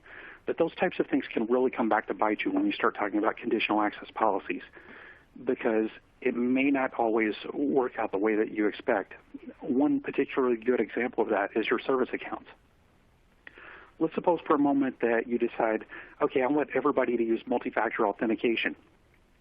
Well, if you put that into place as a blanket policy, then all of a sudden your service accounts are required to use multi-factor authentication, which may not even be possible. And that could have a very adverse effect on your application. So that's one of those things that you need to think about. Another best practice is that when you do create a new conditional access policy, use report mode. What report mode will do is it will report on the outcome of the policy without actually enforcing the policy. So that way you have some time to find out what effect the policy is actually having in your environment before it does something that you don't like and starts breaking things. And then the best practice of all, and I recommend this even if you don't have a conditional access policy in place, is to always have a break glass account. A break glass account, from the standpoint of a conditional access policy, is an account that has full administrative privileges to everything, but it's an account that nobody uses. Take the credentials, lock them away in a safe somewhere, keep it secure. Don't use it except in an absolute emergency. The reason why I recommend having this type of account is because let's say that you create a conditional access policy and you lump all the administrative accounts into it, and something goes wrong and all of a sudden you've locked yourself out. Well, you need to have a way of getting back in, and that's what a break glass account can do for you. That's the only circumstance in which the break glass account should ever be used. So number 5, consider the security tools that are available to you. Pretty much every organization uses tools to implement security or to assess their security or to do security reporting or any number of other things. But having said that, those same tools that you rely upon for your security can actually have the opposite effect in some circumstances. I've seen so many examples of this over the years. And there are any number of reasons why the security tools can actually get in the way of your security. For example, some security tools are overly complex. This one isn't quite as bad as it used to be, but there was a time when enterprise software had a huge price tag. I guess it still does. And the vendors that created that software felt that they had to justify that high price tag by making their software so overly complex that you needed a certification program and hands-on instruction just to be able to use it. Thankfully, that trend seems to be reversing somewhat, and software tends to be simpler than it used to be. But a security tool that's overly complex can get in the way of security. I've also seen situations in which security tools can interfere with one another. If you've got two tools that are designed to do the same job or there's a little bit of overlap between them, those tools can, in the right circumstances, actually interfere with each other. I've also seen tools that are purchased and never deployed. That doesn't do a lot of good, or they're deployed poorly, and that goes back to that over-complexity. Also, coverage gaps between tools. Let's say that you purchase a tool for every conceivable security problem that you think you might have. You might address a lot of specific problems, but you're probably not going to get everything. There are going to be some blind spots in your overall security monitoring, and those blind spots can translate into vulnerabilities. Also, pricey tools can sometimes create a false sense of security. I've seen organizations that have said, okay, we spent X number of dollars on this best-of-breed security solution. We're secure. We don't have to worry about it anymore. And really, from a security perspective, that's one of the worst things that you can do, is putting all of your faith in a pricey tool, because any tool can potentially be exploited. Another thing is alert fatigue. If you've got a security monitoring solution in place and it generates so many alerts that you're constantly looking at meaningless alerts, well, then real alerts are probably going to slip through the cracks and go unnoticed. And then the last one on the list is that IT pros are busy and simply ignore a tool. I've seen that more times than I can count. Now, when it comes to security tools, I am a big believer in tools. You have to have security tools to keep your organization secure. But my approach is that when it comes to security tools, less is more. I would much rather have a handful of really good security tools that I can actually use rather than having a million tools that cover every potential aspect of the security infrastructure. And there's a good chance, sticking to that philosophy, that you may already have everything that you need. So my advice would be to spend some time and consider which tools you should actually be using and who is going to be responsible for those tools. That's another situation I've seen play out in the real world, is that a tool gets put into place and nobody actually gets assigned the responsibility of monitoring that particular tool, so it goes unused and unnoticed. And then once you've got all of those tools in place, go back to what I talked about with the very first point about taking a layered approach to security, and consider what gaps might actually exist and if there are any holes that you need to fill with additional tools. Number 6, complexity is the enemy of security. This is something that I've talked about on occasion before, and it boils down to a really simple concept. When you've got a block of code, the more complex that code is, the lengthier it is, the more potential there is for an exploitable security vulnerability to exist within that code. So the idea is that you can make that code more secure by optimizing the code, shrinking it down to its bare minimum. That same basic principle can also be applied to other areas of IT. Let me give you a really simple example, the operating system. Operating systems used to be really small. They used to fit on a floppy disk. Today, of course, that's not the case. Windows is multi-gigabyte in size. But there are things that you can do to shrink the size of the operating system. For example, you can and should uninstall any unnecessary roles or services or applications. And that can go a long way toward making troubleshooting easier too, because if you've eliminated everything that you don't need and you start having problems, well, all of those things that you've eliminated are things that you don't have to even think about throughout the troubleshooting process. So one of the goals with reducing complexity should be to shrink the operating system footprint while also reducing complexity. Now, the same principle also applies to your infrastructure components. If you don't need a particular appliance attached to your network, don't attach it. Also, try to keep things as organized as you possibly can. For example, don't reuse service accounts, because if you use the same service account for everything, what you can end up with is an account that accumulates privileges unnecessary. It's better to use dedicated service accounts for everything that requires a service account and to assign those really meaningful names so that you know what that account's purpose is.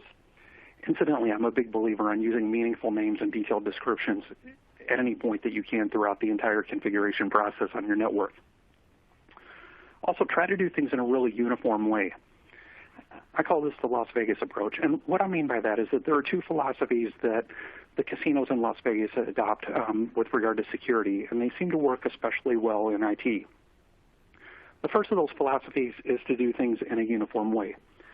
Think about the card tables in Las Vegas. The dealers are taught to do everything in an extremely unified or in an extremely uniform way, so that way anything that's unusual stands out to the security people who are monitoring the games. You know, we've all heard stories about somebody moving their thumb the wrong way in a card game and having security on them instantly. That's because everything's done in a uniform way, so anything that's out of the ordinary stands out and is easy to recognize. That applies really well to IT too. If you do everything in a very specific way, then if you have something abnormal happen, it's going to make that abnormality a lot easier to spot. Another thing is that in the Las Vegas casinos, they're taught to look for anything that, as they call it, just doesn't look right. And I think that also applies to IT. You know, something just doesn't look right, doesn't appear to be the way that it should. There's probably a good reason for that, and it's probably worth your time to look into that a little bit. So number 7, consider using split tunneling VPN. Now, this is a weird one from a security standpoint, but there is a method to the madness. Split tunneling VPN, for anybody who's not familiar with it, is the idea that when you've got remote workers connecting to your office through a VPN, not everything that the user is doing needs to rely on that VPN. For example, if the user is doing casual web surfing, well, those packets probably don't need to go through your VPN and then back out to the internet when the user is already connected to the internet. The same thing goes for access to Microsoft 365. That user who's working from home can access Microsoft 365 directly. They don't need to go through your VPN to do it. So this is where split tunneling comes into play. Split tunneling is based on the idea that any packets that need to go to your corporate data center should, and everything else can be routed outside of your VPN. It doesn't need to traverse your VPN. Now, split tunneling is often discussed in the context of performance, because it allows you to decrease the number of packets that are flowing across your VPN, thereby helping to improve the overall performance for everybody else. It's also typically discussed in terms of cost, because you can reduce VPN licensing costs in some cases by decreasing the amount of users that are simultaneously sending traffic across that VPN. It doesn't always work out that way, but I've seen it done. But what about security? Well, split tunneling can help with security in at least some regard, because if you're routing things that aren't related to your corporate network outside of the VPN, well, then that traffic has no way of touching resources inside of your network. So if a user happens to access something malicious that they shouldn't, and they're not connected to your corporate VPN at the moment because they're using split tunneling and it's routed them around the VPN, well, you've minimized the chances that whatever it is that that user has come into contact with can do harm on your network. So number 8, remember lessons learned from the past. This is a big one.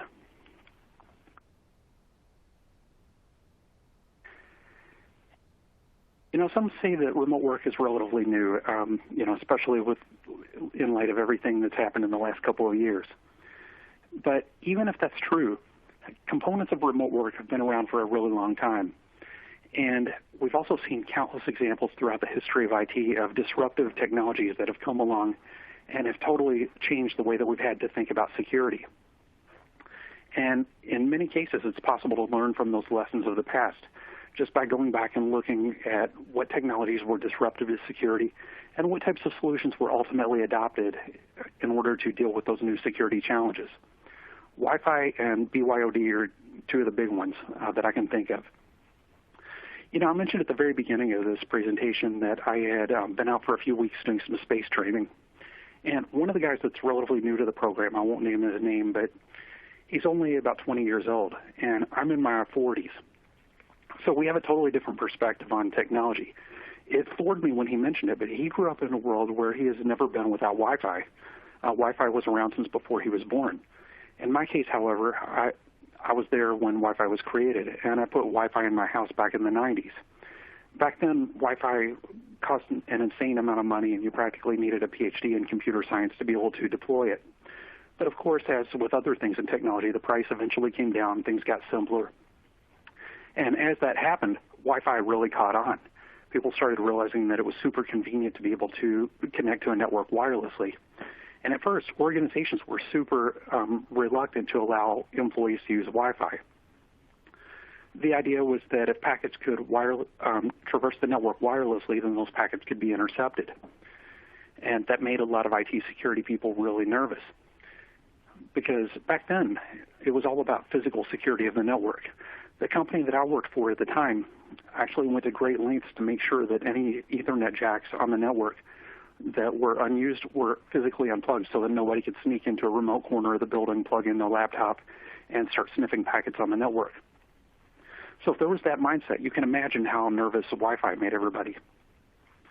But the problem was that employees liked Wi-Fi, and you started seeing shadow IT creep into the picture. People would go to Walmart or Best Buy or wherever, get a cheap access point, and plug it into a free jack in their office, and lo and behold, an organization had Wi-Fi whether they realized it or not. So as IT started catching on to this, they started realizing, okay, we have to embrace Wi-Fi, but we have to do it in a secure manner. And there were any number of mechanisms that were brought into the picture to make that secure. Everything from encryption to authentication as if the employee was connecting over a VPN, and a number of other things. So all of that is to say that there are lessons that we can look back to in the past and learn from as we embrace this new remote work architecture. Point number 9, be realistic about what your VPN can and cannot do. This one's kind of a pet peeve. There are a lot of marketing companies out there that market VPN as being sort of a security panacea. They make claims that your VPN can make you invisible to your ISP, to the companies whose websites you're accessing, and any number of things. The truth is, VPNs don't magically make you more secure. VPNs give you privacy, not security, and there's a huge difference between the two. So what is this difference? Well, privacy is essentially encrypting the packets as they flow across so that nobody can read what it is that you're doing. But that doesn't automatically give you security, because if a user happens to contract a malware infection, that malware infection is going to do the exact same thing, whether that user's machine is plugged directly into the corporate network or if the user is communicating with the corporate network from across the VPN. The malware doesn't care. That's what I mean when I say that a VPN will give you privacy but not security. So what kinds of threats are out there that you need to take into account? Well, there are so many things like ransomware, vulnerabilities from outdated or jailbroken operating systems, vulnerabilities from insecure locally installed applications, bad security configurations, things like turning off their user's firewall, stuff like that. So the real question is, what can you do about this? Because if you really stop and think about it, an end user could be working from nearly any type of device. It might be a PC, it might be a Mac, it might be an iPad, a phone, who knows what. And they could be working from anywhere. So if this user is connecting to your network from an unknown device, how do you make sure that that device isn't a threat to your network? Well, there are any number of solutions out there for this. One of the big solutions is to treat that user's device as a BYOD device, which is by the very definition untrusted. Remember what I said earlier, all end user devices should be treated as untrusted. And I like using Microsoft Intune for enforcement, because what it does is it allows you to create policies that dictate what it means for a device to be compliant with your organization's requirements. Now, this is another one of those things that I could really go into a lot of detail on. I don't have time, but I want to give you just a really short taste of this. So if you look at the screen, you can see the Microsoft Endpoint Manager Admin Center, and this is the interface for Microsoft Intune. So if you click on Devices and then Policies and then click on Create Policy, you'll be taken to this screen right here. First, you have to go through the basic screen, which requires you to enter a name and a description for the policy that you're creating. But then you come to this screen. And the part of the screen that I've got expanded is the device health policies.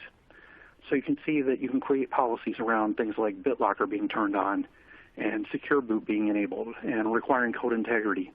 And there are any number of other compliance settings that you can implement too. Now, one of the first things that you'll probably notice is that the settings that are described on the screen are specific to Windows. Microsoft Intune does allow you to create policies for other device types as well, so that you can deal with the security settings that are specific to those operating systems. So number 10, and there's a misprint on the slide. It's a repeat of the first slide. What this slide should really say is educate your end users. So users can't ignore security just because they're working from home. As I've already explained, a security vulnerability doesn't care if the user's sitting at home working on their laptop and connecting over a VPN, or if they're sitting in the corporate office. It can still be a threat to your environment. So you've got to educate users on the importance of security. And one of the things that I've never really heard anybody talk about, but that just kind of makes sense with me that I think is a good idea, is to adopt a shared responsibility model.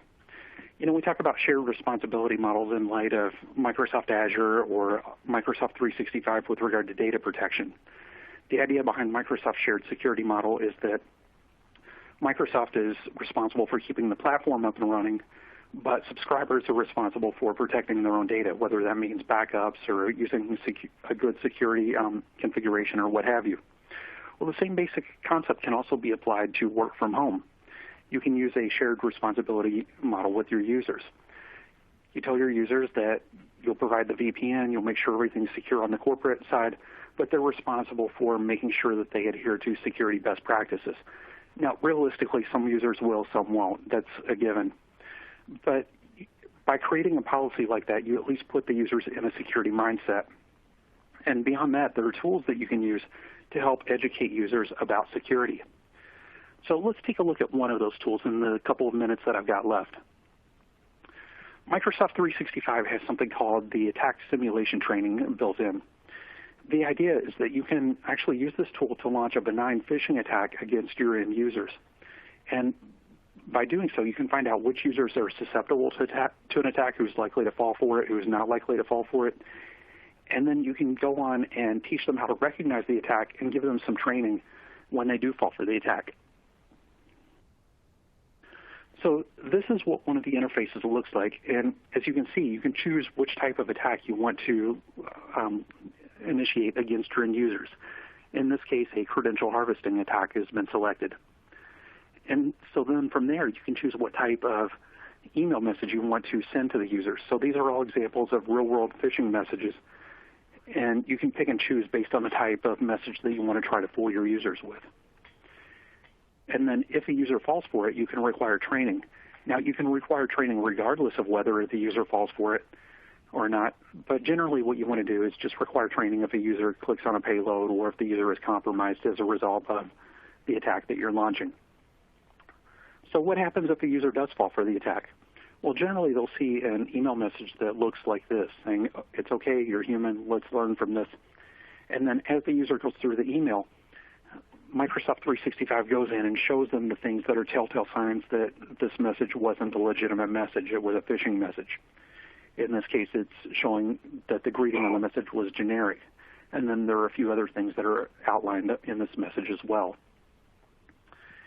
And then the user receives an email saying that, hey, because you fell for this, you're required to take a bit of short training. You can see that this training session only takes 3 minutes to complete. The user clicks go to training, and they're taken to an interface that looks kind of like this. It essentially walks the user through a few different scenarios, like, hey, you get an email that asks you to take a survey so you get a free this, that, or the other. What should you do? And then it gives the user a few multiple choice options. They pick the option that they think is the most appropriate, and then the tool comes back and tells them why or why not what they chose was a good option. So I've covered a ton of information in a short amount of time. I'd like to go ahead and open it up for questions and answers. Okay, great job. And we do have several audience questions. Let's get right to them. First one comes from Asim. He says, some organizations encourage laptop login, such as YubiKey, and I've seen countless hours wasted when one gets locked out. I think you addressed this lockout issue in your presentation, Brian. And he continues, how do you balance in going too far for zero trust? Yeah, that is exactly what I was talking about security going too far. I think at that point, you pretty much have to take a step back, quantify the number of hours lost, what those lost hours are actually costing the company, not just in terms of the employee's hourly salary, but also in terms of lost productivity, how it may be impacting the customer experience, and then just make a really compelling financial case of why using those keys isn't such a good idea. Okay, great. Here's a short question from Mark. Should we just give up and go thin client for everyone? That's certainly an option. I don't think thin client is an ideal solution for every organization because certainly there are budgetary considerations to take into account, but you also have to consider that if people are working from home, not everybody has the bandwidth available or the bandwidth that's required for thin client.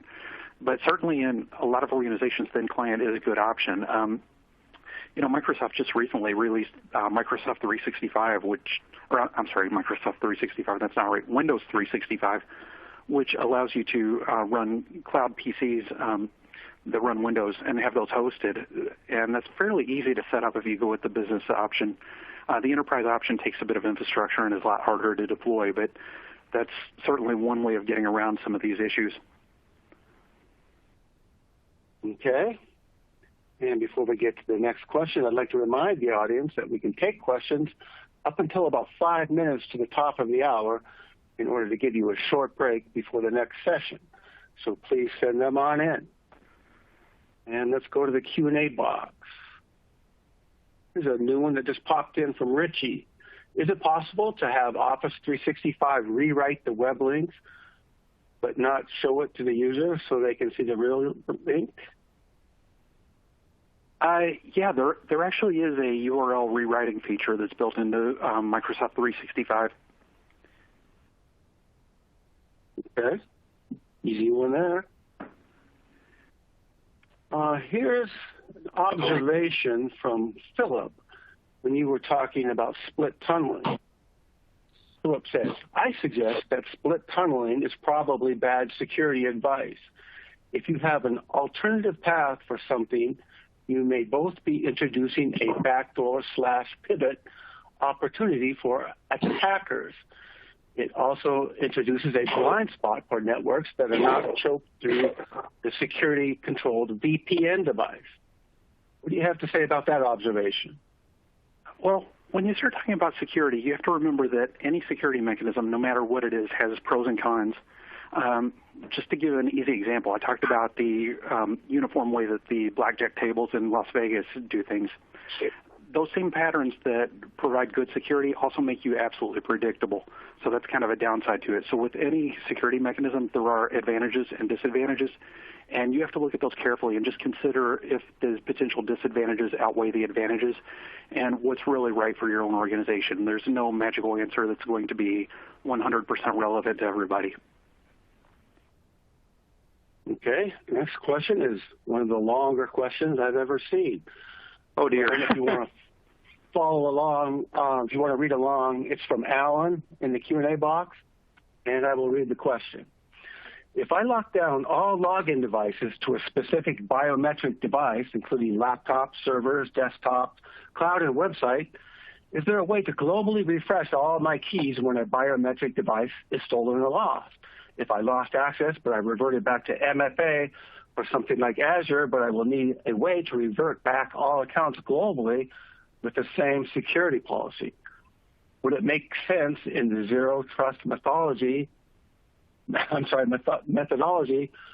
have a backup biometric device that gives same access as primary biometric device, but had different security keys?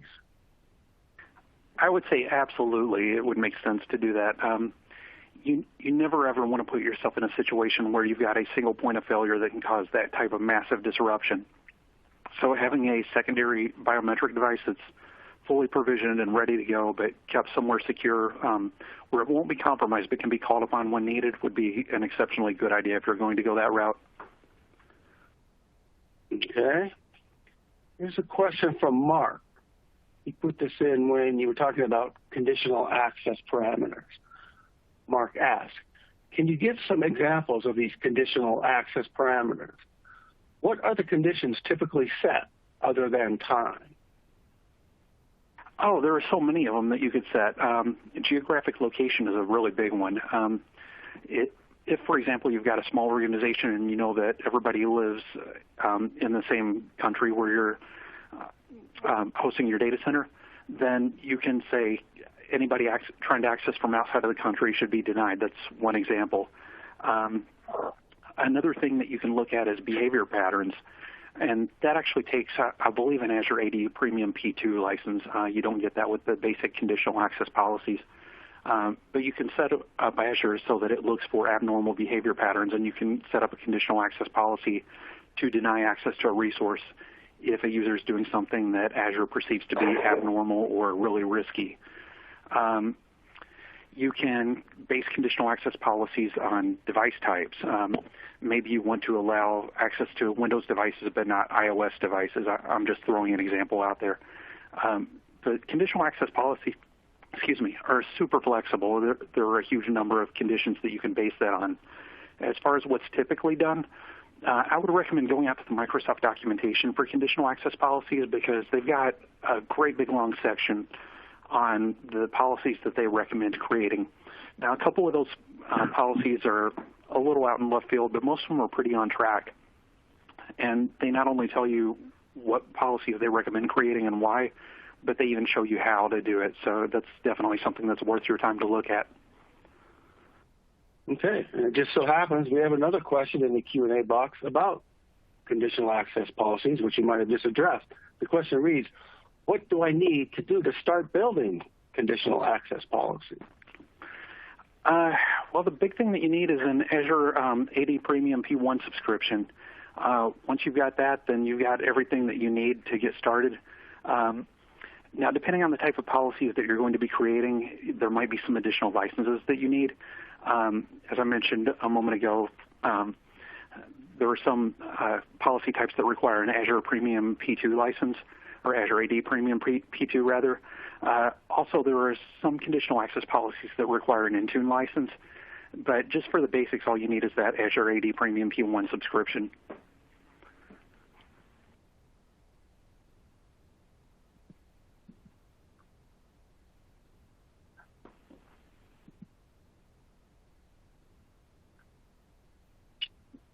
Hello? Okay, looks like we have time for one more question. And the question reads, can you clarify why you said that all endpoint devices should be regarded as untrusted? Sure. Today, with so many users working remotely, users are largely working from personal devices, which are untrustworthy by their very definition. But you may also have corporate-issued domain-joined laptops or desktops that users are working from. From a security perspective, it's a whole lot easier and a lot safer not to differentiate between the two. Rather than saying, okay, these devices are trusted, these aren't, just treat everything as untrusted. That way you've got one set of policies, you can help keep things simpler, and it's easier to manage that way. And it also tends to be more secure because if somebody does mess up and they do something on a device that's regarded as trustworthy that ends up undermining that device's security, if you're treating that device as untrustworthy, then that mess up isn't going to matter quite as much. Okay, well, it looks like that's all the questions we have time for. Thanks again, Brian, for a great presentation and answering those questions. Yeah. Okay, everyone else, stay tuned. We're going to take a short break and be back at the top of the hour for our third session, Hottest Third-Party Products, and the giveaway of our Surface Pro 8, for which you must be present to win. We'll be right back.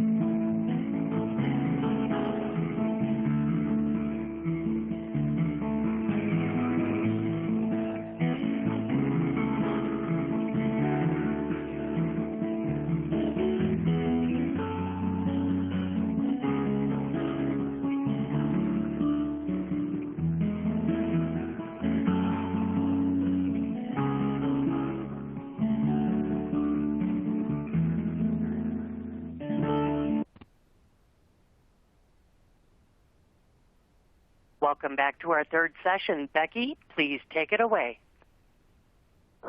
Hi, everybody. Welcome back. Thank you so much for being with us today. We really appreciate you. A few things. Oh, I'm Becky Nagel, by the way. I'm the Vice President of Web here.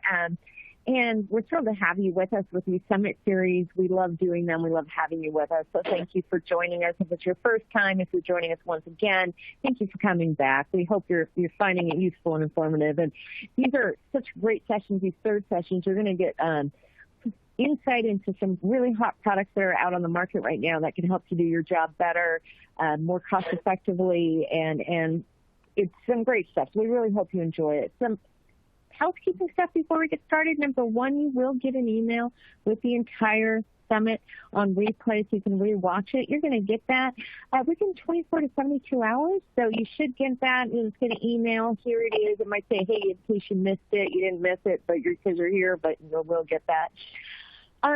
Two, we may go over a little bit over. It's probably going to last a little bit over an hour today.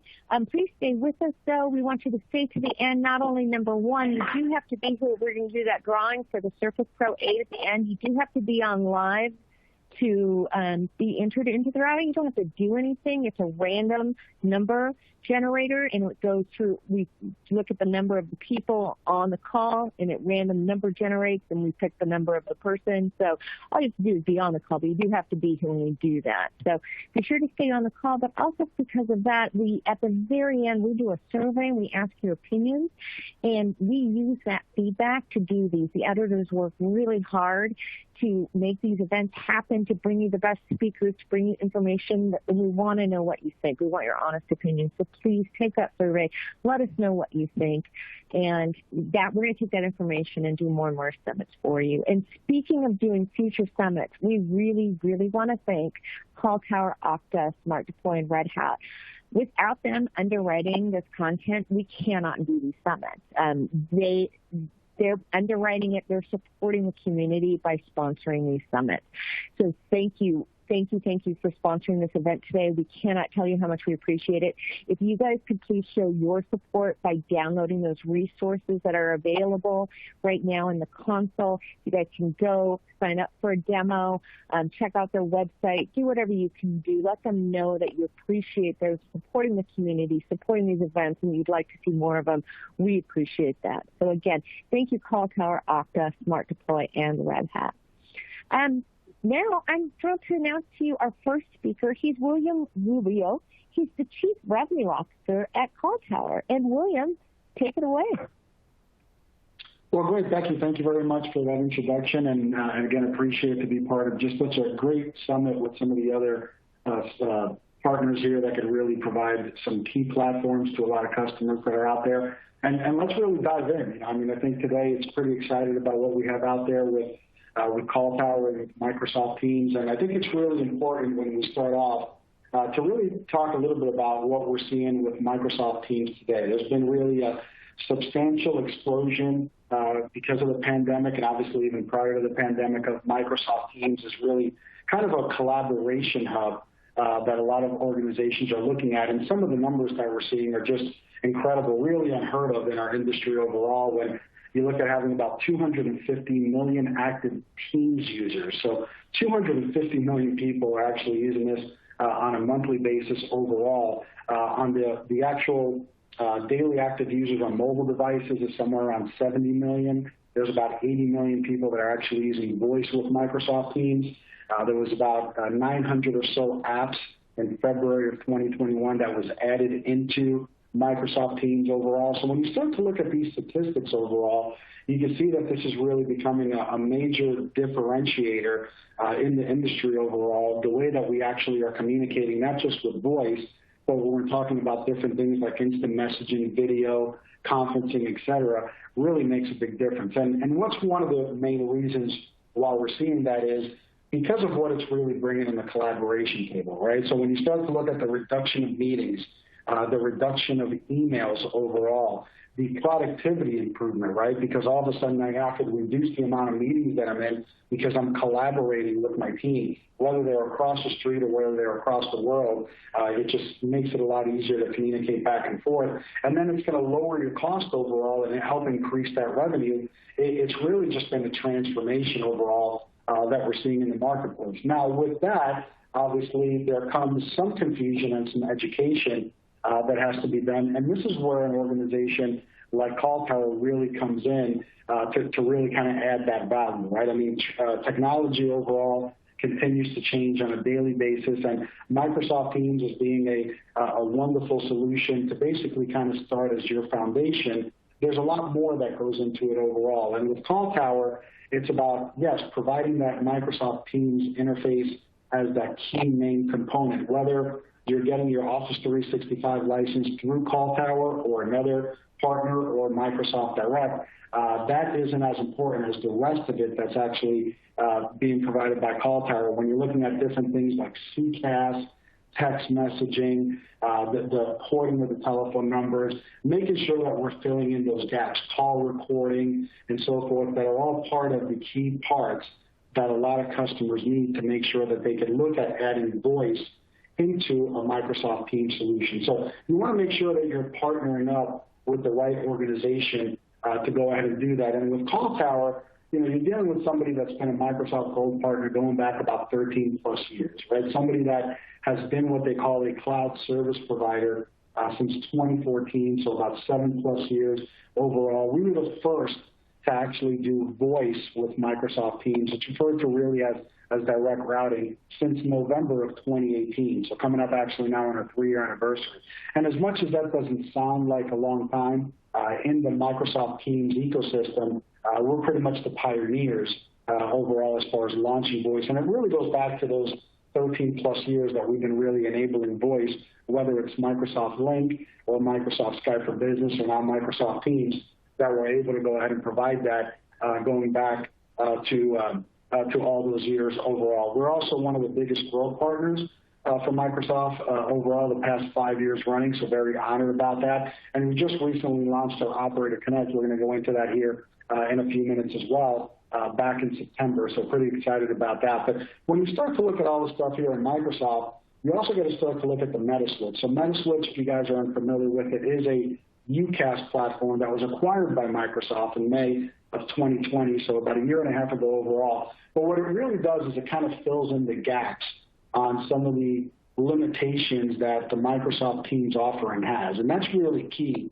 is that when you're dealing with somebody like Call Tower, we're delivering a full end-to-end solution to you. Instead of just giving you Microsoft Teams and voice on Teams, we're really making sure that we include different things like business continuity, disaster recovery, and at the same time like CRM integration, contact center, texting, et cetera, some of those features that we'll talk about here in a few minutes as well. So when you're looking at Call Tower, we are what is called a native Microsoft Teams direct routing partner. So when you're talking about native, there's a lot of different ways to connect into Microsoft Teams. But the way that Call Tower does it is we actually connect directly into the Azure cloud and leverage that Office 365 infrastructure that you already have. There's no third-party PBX or UCaaS platform that we're using there to provide you those core features. And that's really important for customers to really understand the difference between one and the other. And we're going to jump into that here in a minute too, as far as what it actually means to be native overall. But when you start to looking at Microsoft Teams, and one of the major things that customers ask us all the time is, well, why Call Tower? Why should I go to Call Tower for voice on Microsoft Teams when I could go to Microsoft or I could go to some other providers that are out there? And there's a host of reasons for that. These are just some of the highlighted ones here. But when you're looking at global reach, right, we're over 100+ countries that we can provide services to overall. We could also fill in those gaps with our hosted UCaaS solution with Metaswitch on different things that just the Teams interface won't provide. You're dealing with somebody that has experience on the Microsoft ecosystem going back 13+ years overall, somebody that is an expert in porting your telephone numbers, your VIDs over into a Microsoft Teams solution, including even a hybrid solution if it's needed. somebody that you know that at the end of the day, if you want to pick up the phone or you want to IM them or you want to email them, you're going to get somebody on the other side with 24/7 support. And let's not forget live training. I think the training part of it to make sure that you're getting that buy-in from your employees in your organization are very critical to the success of any organization when they are looking at actually moving and transitioning into a different platform.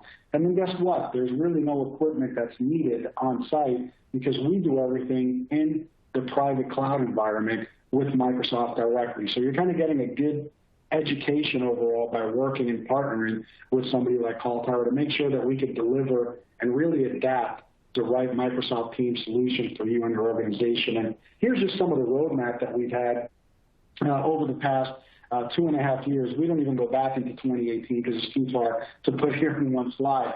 But you can see that we listen to our customers. We understand what the demands are out there on our roadmap, and we continue to add services and features to our initial core Microsoft Teams offering to make sure that we're hearing our customers and providing the needs and requirements that they have.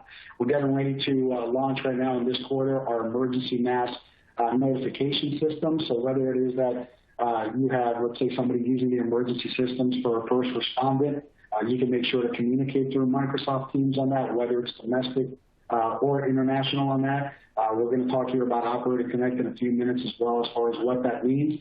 But we also have different things like call compliance, call recording, so that everything stays within your Office 365 environment. Security is something that obviously is very big. We all know the DDoS attacks that are going out there on a daily basis, so that's critical to your infrastructure to make sure that you guys are there. So again, we continue to make sure to enhance our services to really help our customers and make sure that it's something that as much as we can build into it to continue to go deeper into the stack, it's a lot more seamless of an end user experience for our customers. And again, I can't really stress how important it is to make sure that you have a company that can reach your employees on a global platform overall, right? So when you look at Microsoft, they tout that they're in about 36 countries that they can provide voice directly themselves. We're in 100 countries and over 6,000 cities. So some of those more challenging areas, whether it's in the APAC region or LATAM or even in the EMEA regions, we're able to go ahead and provide those services to you. And the important thing is to make sure that your employee experience, your end user experience is going to be the same, whether they're in the U.S. or North America or over in Australia or over in the UK or over in Northern Europe. It's going to have that same experience overall. So going back and talking a little bit about that native solution that we were talking about, there's a couple different ways that Microsoft Teams can be deployed overall. And when you start to look at the different voice designs that are out there, again, you could get it from Microsoft or you could get it native from us. Now, if you look here on Design 3 and Design 4, there's other folks that kind of tout other providers that say that they integrate with Microsoft Teams, but here's really kind of the main thing.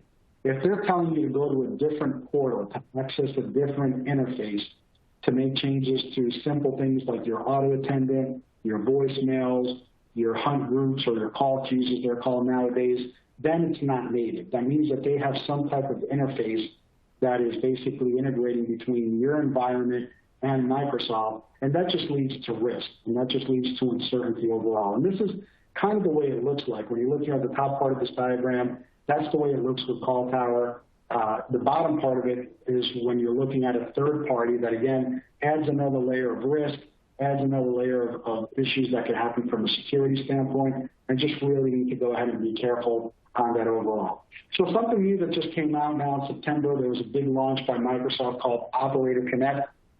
Overall, we were excited that we were actually invited with a handful of global providers to actually be invited into Operator Connect. And Operator Connect and Direct Routing are pretty similar. The difference is that now, if you're looking to add voice on your Microsoft Teams interface, you could actually go as an administrator into your Office 365 portal, and there is a portion or a tab, if you want to call it, in there for operators, which could enable voice within your Microsoft Teams experience. And Call Tower is one of the providers that you can actually select. So there was a stringent list or compliance issues that you have to go through to make sure that you are certified by Microsoft to be on this list. We were honored that we were one of the ones invited and were able to meet the compliance regulations on it overall. So again, very excited to be there. And it doesn't really change the feature set from Direct Routing to Operator Connect. It's really just the way that we're connecting the end users to enable the voice within the Microsoft Teams experience. That's really what it comes down to. You can see here from this image, it's a very simple interface, just like you would go and you would want to add Visio as another product to one of your employees. It's basically kind of the same steps to add voice for that user overall.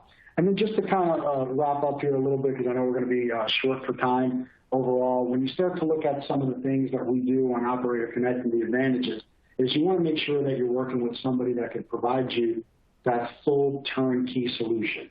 I think that that's very important to explain that you don't want to go out there and have to manage 3 or 4 different vendors to really make sure to give you an end-to-end solution. Let Call Tower, as somebody that has that experience within the Teams environment, go ahead and provide you that full end-to-end solution and support, which I think is very important to do together. And different things like E911, not just in North America, here in the U.S. and Canada, but also globally, wherever emergency services are needed. We talked about that call recording overall. And then all of this works with our Call Tower Connect administrative portal to really make sure that you can make those moves, adds, or changes when needed as well, very seamlessly. And again, also making sure that you have somebody that can support you 24/7 overall. Last thing I want to go ahead and bring up is kind of a system within a system. Is we do also work, and again, this is just because of our partnership with Microsoft, to be the exclusive provider within GCC High. And what that means is that when you have voice users, everything kind of sits here on the left-hand side of this diagram where it says Office 365. But on the right, there are Department of Defense contractors that, because they are working with the Department of Defense, they have to be in a different cloud and Azure government. And Call Tower is the exclusive provider for voice on Microsoft to provide the solution to government contractors. Microsoft, because of compliance reasons, can't even themselves. So they asked us a few years ago to actually get in there and start testing them, and we've done that overall. So we work with a lot of defense contractors. Doesn't necessarily have to be enterprise customers. We do work with some small and medium businesses that they might be providing a certain niche to the Department of Defense. And again, they need to be in Microsoft Teams in this private cloud environment with Azure Government. And when they want to enable voice in Microsoft Teams, and Call Tower is the right solution for them, and we could actually provide it. So different things like CMMC and ITAR and NICS 180 and so forth are some of the compliance regulations that we have enabled for our customers overall. And last but not least here, before I hand it back over to Becky for some good Q&A, it's really about that Call Tower advantage overall. So for us, again, it's really about not a specific product, but making sure that we can integrate our UCaaS, our CCaaS solution for contact center, the conferencing and collaboration, the network optimization, all under one roof, and make sure that you're working with somebody that can really bring you that full end-to-end solution overall. So with that, Becky, I'm going to go ahead and hand it over back to you, and I look forward to some of the Q&A. Thank you, William. Great presentation, and we do have questions, not surprisingly. I think, as you know, you guys are right at the crux of what a lot of our readers are dealing with, having to get these solutions and get them done, quickly and correctly and get it done right away. So I'm sure you guys are dealing with a lot of what our real readers are struggling with right now. Let's get some of these questions in. What's the difference between a native MS Team voice deployment and a non-native when it comes to the customer experience?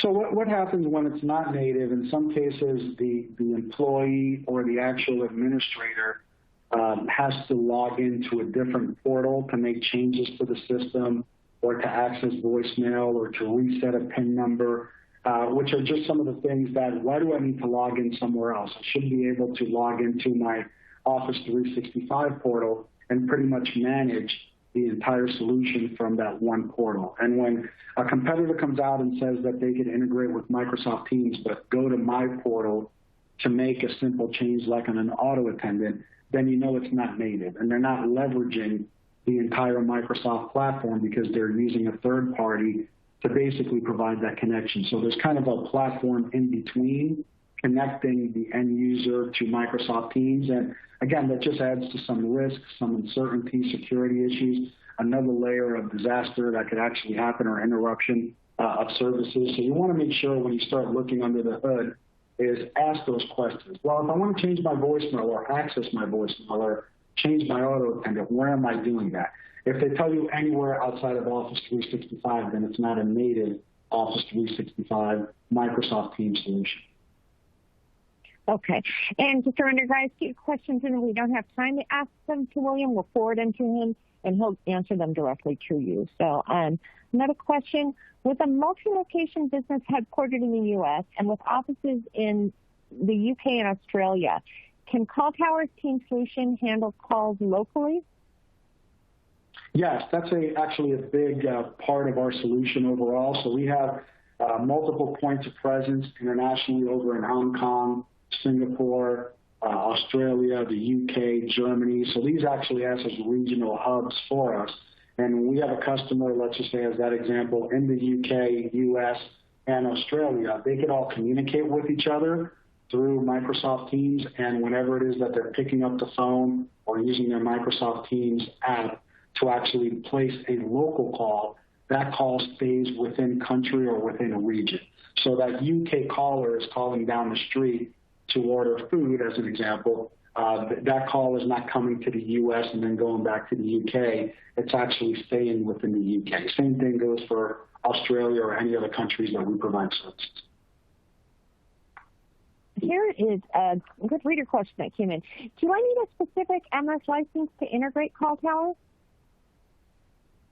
No. So the nice thing about Microsoft Teams is that you can't go out and buy Microsoft Teams directly. Microsoft Teams comes as part of a package. Usually it becomes part of a package of like an E1 or an E3 or an E5 licensing that you buy through Microsoft, which gives you your email, your Outlook calendar, and so forth. So your Microsoft Office products like Microsoft Word and Excel. So you basically buy that package. Now, you could buy that through Call Tower. So we do provide it as a cloud service provider for Microsoft. You're going to pay the same price you would pay directly to Microsoft, so you're not going to pay anything more. But what you're going to get is you're going to get the experience on the back end of somebody that can provide you that 24/7 support and then add on the voice component of it so that now Microsoft Teams becomes your entire communication hub for your solution. So if I want to dial somebody and call somebody internally or externally, I'm just doing it with a click of a button. I could still use my handset.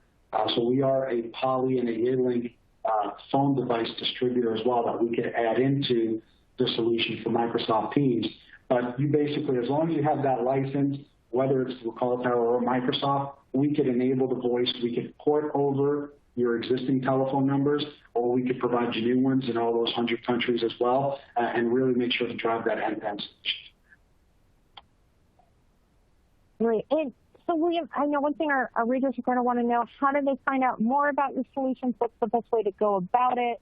What do you recommend? Sure. Well, the best thing is that they could go to our website. It's just calltower.com. We have a lot of great information there about our Microsoft Teams voice deployment. You could also reach us by sending us an email over to sales@calltower.com. Our marketing team does a great job of making sure they're responding back and put you in touch with the right consultant on the Call Tower staff to make sure that we can drive that right solution. But again, I would definitely advise everybody just go to calltower.com. It's a very good and informative website as far as the different options and how we really tie in all of these different product sets and let us really make sure that we can drive that solution for you to make sure that you can worry about the growth of your business and we can worry about providing that communication for you overall. And finally, because you see this day in and day out, do you have any parting advice? Yeah, I think the biggest parting advice, Becky, is that you want to make sure that when you are going to be doing such a transformation overall for any type of platform like this, I mean, this is obviously very critical to success of any business, right? It's the way that you communicate internally, the way you communicate with your customers, the way that you communicate with your vendors, right, and everything far few in between, your depository for all of your files and so forth. So I think it's very important that when you are looking at doing this transition, Number one is that you're working with an organization like Call Tower that can bring that experience on how to make sure to get buy-in, not just from the IT organization, but pretty much from across the business units within your organization, and really understand and adapt the solution overall that's critical to make sure that you succeed in your business. Because you don't want the 80-20 rule, right? You don't want to have 20% of the people only using 80% of the features. You want it the other way around. You want 80% of the people using all the features and leveraging it and not doing any type of shadow IT. So I think it's really important to align yourself with somebody that understands and that can give you that education and really make sure to drive a solution. Hello, I think we just lost I'm sorry, we had an audio problem on our end and we lost William there, but thank you so much, William, for being with us. We really appreciate it. Again, you're going to get a replay of this, so thank you so much. And now we're going to go ahead and we're going to go on to our next speaker. That is Kelsey Nelson. He's the Group Managing Product Marketing Director at Okta. Kelsey, please take it away.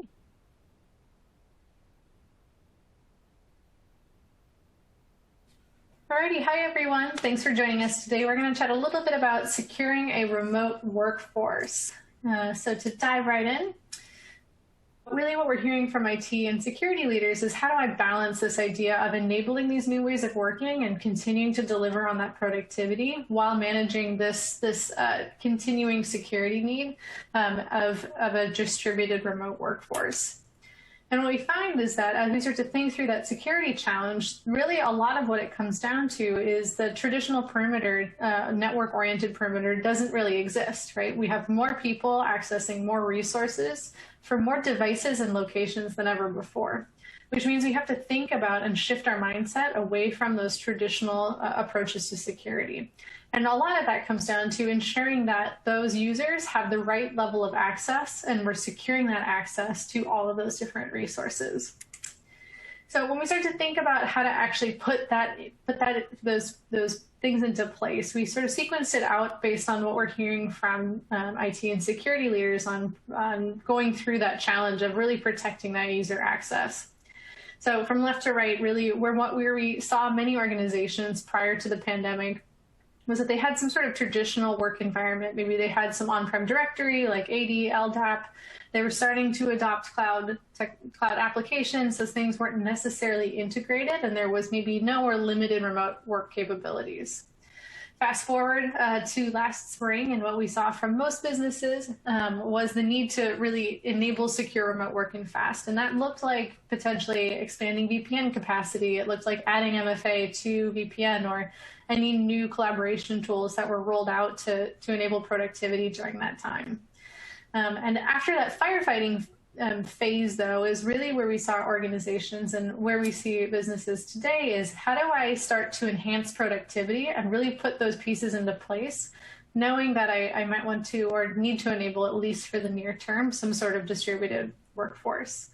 And I think what we hear, too, as we start to think through this challenge, a lot of that ties back to a zero trust approach to security. And so how can we be putting the right foundations into place now that set us up for that modern security approach in the future?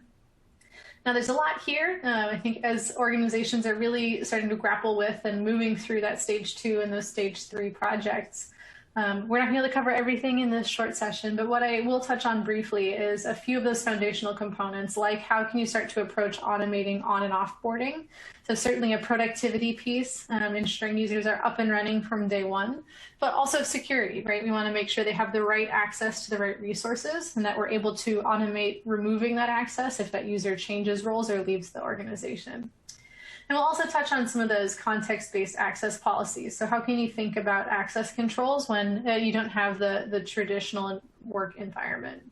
And we'll touch briefly on how that can tie together for a better user experience. So there's my quick summary. I beat my own slides, but we'll start with that automation, right people, then the context, and then of course making it easier for our end users. I would be remiss, and why am I talking about this if I didn't at least mention, so I'm coming from Okta here, so if you're not familiar, Okta's mission is to enable any organization to use any technology, right? We're in the business of identity management. And so what we mean by this, and when we talk about identity and access management, we talk about it in sort of two flavors. On the right is that computer screen, which is what most folks know us for, which is our workforce identity. So a worker would sign in, they would get access to all of the resources that they need to do their jobs, and that's really where we'll be focused today. We do also, though, have a customer identity platform, which enables you to take those same foundational building blocks of authentication, user store authorization, and put them in the hands of developers as they're building their own customer-facing experiences. So we're going to stick on the workforce side for today and talk through these. So starting off with the right people, the right access from day one. So when we talk about onboarding and offboarding, this is a process that has been very difficult to scale, right? When you start to think about all of the users that need to access all of these different resources and making sure that we have the right resources assigned to the right users from day one, that's a pretty high touch process. And because it's often something that's been done manually, that tends to result in often errors, which tend to correlate with those manual processes. And that gets extremely challenging as your business starts to scale, right? And so the challenge and the burden ends up falling on those IT organizations, as well as the end users who may struggle to get access to the right tools from that first day. And why is that? Now, a part of it is again, that manual piece, but also it's disconnected and unsynchronized across all of those different resources. So if you think about a typical onboarding flow where the user may join the HR team, needs to somehow denote to the IT team, maybe it's through a ticket, it's through email, they send a chat message that this person has joined, and then IT needs to set up access to each and every one of the resources that's appropriate for that person's role. Where we'd like to move to is that we can automate this across a master source. So if you do have an end user joining, maybe if the HR team is putting them into their HR system, can we start to automate it from that first step where the user's created in HR and then move them into and automate access across all of these different resources? And so in doing so, we're able to start to remove some of that manual workload, and it's also keeping that synchronized across every single one of these resources. And ideally, also then if a user were to change or we have some sort of life cycle update within the HR system, we can automate then those changes and all of those downstream apps as well. Now, I can't go into too much depth again, given time, but just to call out, there are a lot of ways you can tackle this. There are some protocols, something like SCIM, that can help you start to automate that from the HR system through something like an identity provider into those downstream apps. We do also have a relatively new solution that makes this really easy to really go into depth with those automated on and offboarding. So certainly being able to not only make sure that that user has access, but that maybe we're assigning them the right territory in something like a Salesforce, or setting them up in the right box folders, or sending them a Slack message in the right channels to welcome them to their new team. So being able to do that rich on and offboarding that can not only take that burden off of your IT teams and also help to close some of those security gaps, but really make that day one experience great for your end users. Now, moving quickly, I know, but the next piece I wanted to chat through was sort of that idea of how can we use context to mitigate risk. And so this really, again, I know it ties back to that idea of zero trust, and it doesn't necessarily have to mean zero trust. We want to make sure that our users and our workers are trusted in accessing the tools that they need, but it does mean we do need to rethink some of those traditional approaches to protecting a business, right? So again, I mentioned that at the top of this, we need to move away from that traditional castle and moat style and really start to enable those strong access controls, knowing who the user is and making sure that it is them before they access a specific resource. So we start to think through this. It really starts with that foundation of ensuring that the user and the device, like what do we know about those two pieces of information, and then combining that with those rich contextual signals. So it could be something, again, we just talked through the user's role, so making sure that they've been assigned the right resources, but what else do I know about that user? Are they a developer? Are they an individual contributor versus a team lead? What resource are they trying to access? And I then need to pair that and compare that with contextual signals from across my security stack. So bringing in, and we particularly have seen a lot of focus on contextual signals from things like the device? What do I know about the device posture, or if the device is managed, has been really key in this distributed work environment. And being able to combine those things to set policies before allowing access into a specific resource. So potentially I only want to allow, maybe I want to set granular policies to only allow access into sensitive applications when when the user's on a managed device. Or I just want to say if something is in general anomalous from what I usually detect from my user, then if something is anomalous, then I'll go ahead and prompt for a second factor. So using those different contextual signals, certainly from within the identity provider, but also from across your security stack, will really help give you a more holistic picture of risk before you allow access, which one, makes sure that we're increasing security, but two, also allows you to give more easy and seamless experiences when risk is low. And then lastly, of course, we want to make sure that if we do detect something anomalous from one of these contextual signals, that we're also feeding that into our SIMs and our SOARs so we can start to take action on it if we do see something is amiss. I did want to call out too, we've got a great partnership coalition that we announced a few months ago that really focuses on how can we start to tie together these different solutions. So from endpoint, someone like a CrowdStrike, with the resource itself, with Netskope, and then of course Proofpoint from an email and people-oriented security standpoint, which allows us to really tightly integrate just one example of how to approach that modern security stack.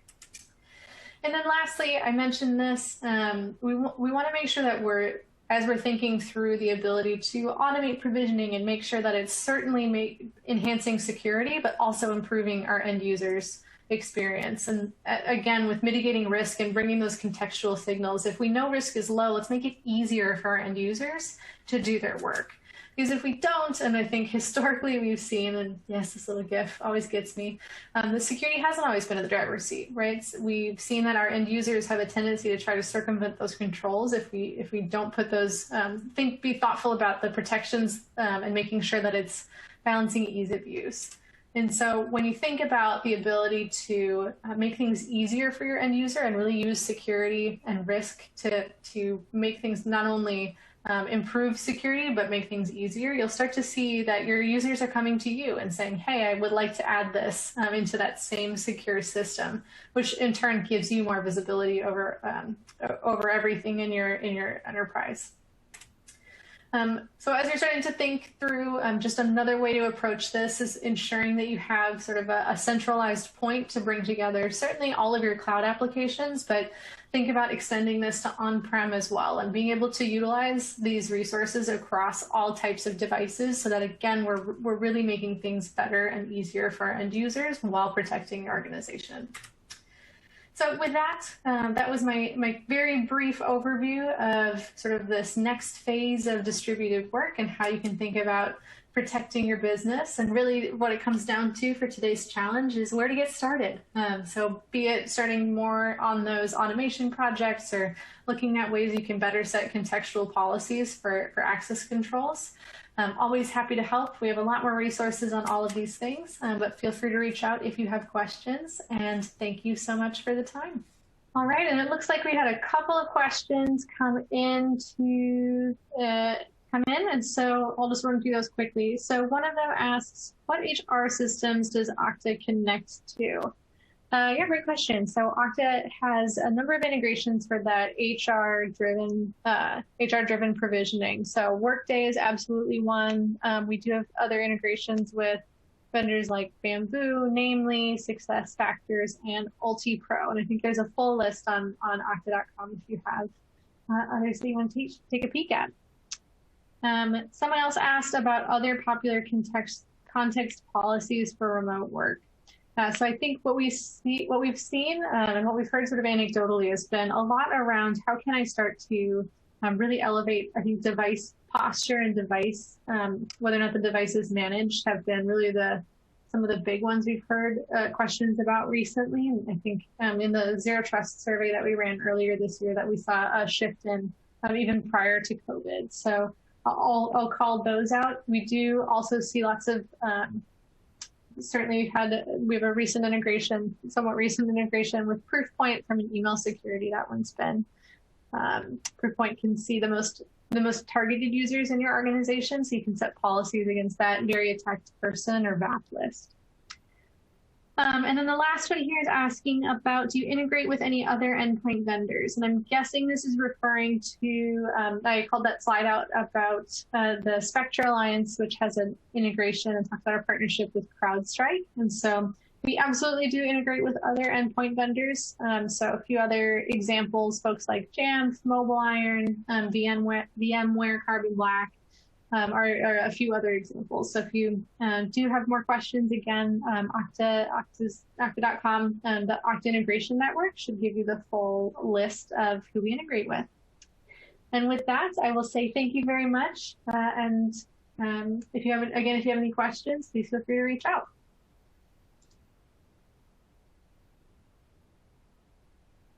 Thanks so much, Kelsey. We appreciate it. And if you have questions, again, you can reach out or you can go ahead and put them in the console and we'll get them over to Kelsey. So up next, we wanted to, sorry, 1 second. Okay, here I am in my script. Sorry about that, guys. Right now we're on to our next speaker. It's Austin Delaney. He's the Technical Pre-Sales Manager at Smart Deploy. Austin, please take it away.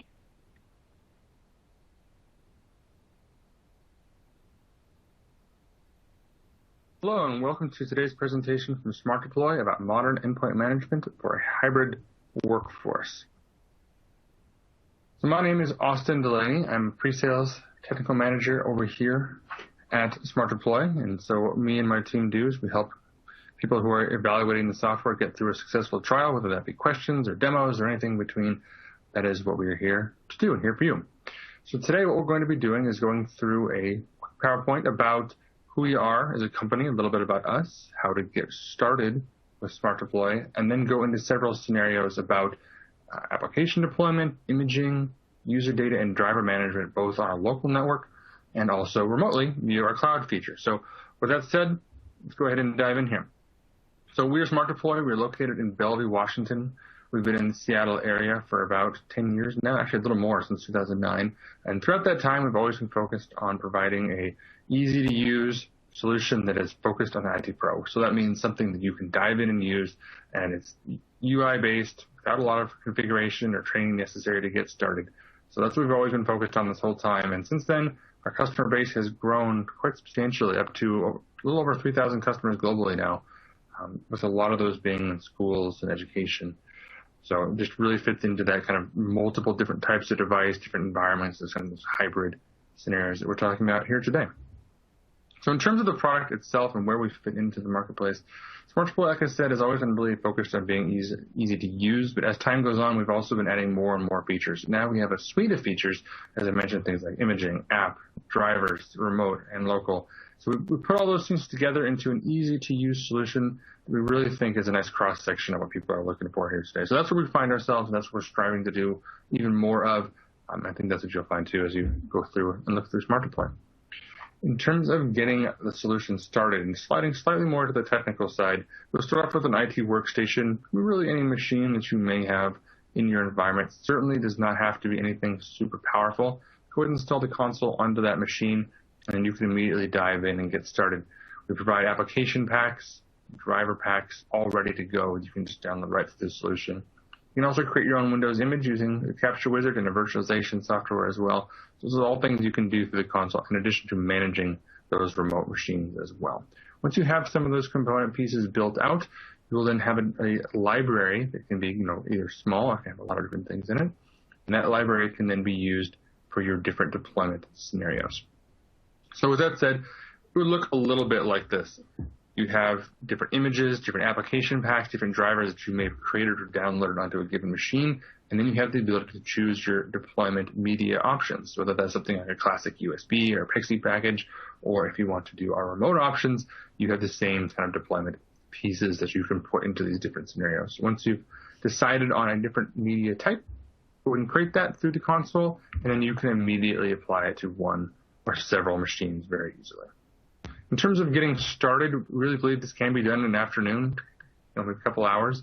Download and install the console onto a machine of your choice. As I mentioned, you want to install our client onto a test machine or a set of test machines, once again, you can then download application packs or drivers that are pre-created. Again, these are made so that you can immediately just start pushing them out to machines. And then lastly, once you have a feel for the console, we'd recommend creating a golden image from a virtual machine. In a very high level, this is meant to be a use case-based image, so something that is going to be for, say, a sales team or engineering team or teachers, something like that, a big broad group you can then use the same image for.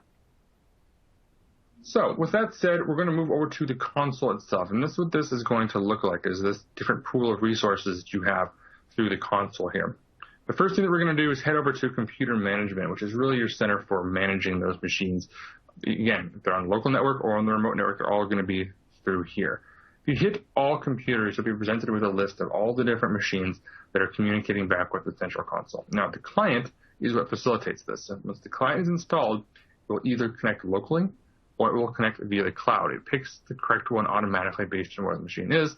And let's say you have somebody who was in the office but went home, or conversely, they were at home and brought their laptop into the office, the connection type will change automatically. So it's kind of designed from the ground up to be used in these hybrid environments. If you wanted to search for a machine, you can simply type in the name of the machine there and pop up. And then once you have a machine you've decided on, you can go through this right-hand ribbon and choose one of these actions. Now, the first scenario I'll go through for you is about a remote imaging option. So somebody, let's say, is at their house and they need to be completely updated from either maybe they have an issue with their machine or they need to be updated to a later version of Windows. You can select deploy image, and because they're remote, we'll choose the cloud option. You'll then choose an image that you want, say this new Windows 11 image here, and then hit deploy. And once you've done that, that process will immediately kick off and head towards the remote machine. So for that user who's sitting on the machine, there's really nothing that they need to do. There's not going to be any prompts that are required or information they need. It'll simply begin the process in a few moments and then begin restarting. That's how you know the process has really kicked off in earnest. When the machine comes back up, it will be in a Windows PE environment. This is our Smart PE environment, and from here on out is where the process is going to begin wiping the machine, applying that new image and driver. So the first thing you'll see is the ability to cancel it. So for instance, if you need to change your mind, but beyond that, it will begin the process of downloading an image from your own cloud storage. It gets cut up into pieces to make that process work a little better. That's why you'll see those different image parts there. So it begins downloading the image, gives you a little progress bar on how that's going, and then it will combine them all into one image and validate, make sure that it's a healthy, secure image there. After which it will do a disk part clean in a quick format to wipe the drive and apply the new image to disk. It'll also do the drivers, make sure that the machine is fully ready to go, and then it'll reboot into the actual Windows drive itself. So the first thing you'll see is the process of running sysprep. As you may know, sysprep scrambles the SID, but also does things like the region, the product key, the domain, and all those pieces of information that you would normally need to type in manually throughout this process. So what you'll see is the machine reboot several times throughout this process, which is completely normal, as it goes through the Windows out-of-box experience. So you'll, again, see some of those classic Microsoft prompts, but once again, there's nothing that you need to do. You'll just kind of watch it as it goes through. Once it gets to the Windows sign-in page here, that's how you know the process has completed. So once it's here, it's completely done, and you are ready to sign in and use the machine. If you included any of the application packs as part of this process, it would kick those off silently right here as well. So it would install our client software, and then it would begin that process of running your applications or your scripts behind the scenes right there. So we head back to the computer management here. There's another kind of funny little example I have for you here. So let's say that somebody pops up and says, hey, I have a need for a new piece of software right away. Maybe they didn't install what they needed to, or they changed rules, or whatever the circumstance might be, they need the software and need it right now. So what you can do is you can help out this person by finding their machine in the list, clicking deploy applications on the right side there, and then you can select the application pack that you want. Now in this case, we'll just do Visio, but you could have multiple running in concert. So you could do Visio and Chrome and Teams back to back if you wanted. Now in this case, we'll go ahead and fire this off, and we can look back at the machine. Now, in this case, there is a pop-up box. Now, this is an optional component that you can choose to add to your deployments. And if you do this, it'll do exactly what you're seeing here. It'll pop up and allow people to defer this up to an hour. So if someone's in the middle of something, or they just can't do it right now, this gives them up to an hour. But after that hour, it will begin, and the software process will begin installation. Once again, completely silently behind the scenes, so there's nothing they need to do. Now, we talked about the image, we talked about applications. So the other side of the coin here would be for platform packs. So we provide these to you, these platform packs. There's nearly 1,700 of them already made. They're make, model, and OS specific. And they really paired up with that hardware-independent image that you would have created earlier. And that's a really big part of what Smart Deploy is this flexibility in the various components that we have. So here are all the platform packs that we have downloaded to the machine. You can see one of those has a little icon telling us that it can be updated. So what we can do from here is we can go and search for another platform pack if we wanted to. Again, any number of those ones that already exist. We can go ahead and download it right to our machine, and that process will kick off quickly as well.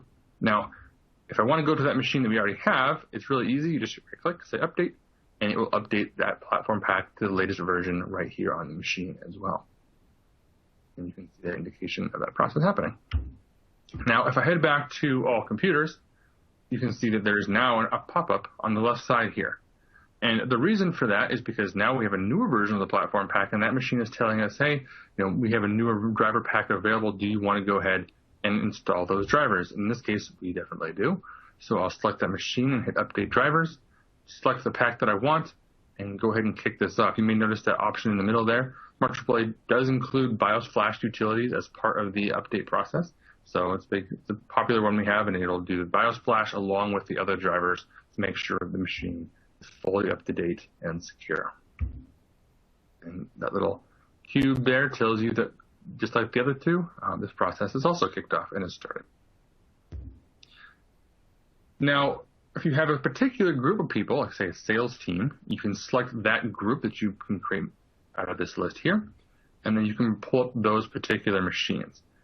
Now, for this example, we'll say that you have somebody that you need to back up their user data. Perhaps you're planning to move them to a newer version of Windows, or you want to manually back them up for other reasons. You can do that right through this interface here. So select the machine, select the capture user state option, and then once again, you can decide if you're going to do a local capture or a cloud capture. So again, if you had somebody at their house, you can still back up their data as well.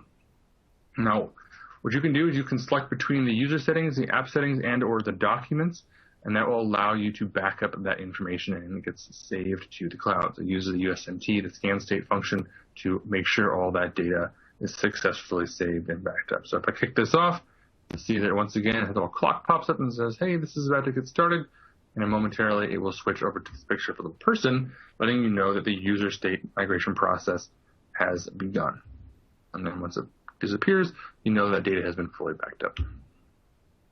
Now, in this particular case, now that we have the user data backed up, we can go through and deploy another image to this person. Now, this will look very similar to the first example I provided. We went through that process. But here we can deploy Windows 11 to a new user. So let's say that that person is working from home and you want to update them to the newer version of Windows 11, which I'm sure is going to be a big part of many operations here in the coming months. So you can select that version of Windows and go ahead and kick off that deployment. Now, Windows 11 is going to be a look and feel very similar from a Smart Deploy perspective. You can create a new VM with Windows 11, configure it again just the way that you need to.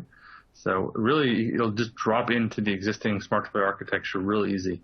The only thing you'll do differently is create a different version of Windows when you create the VM, and everything else will be ready to go, and you can just kind of keep going with your normal process of Smart Deploy here.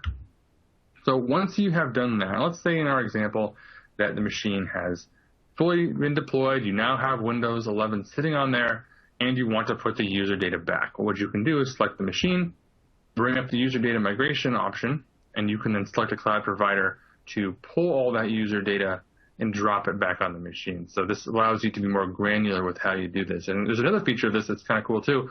You can actually do this as a one-shot as well between machines. If you have two machines, you can select one and the other, and it'll migrate the user data between them automatically.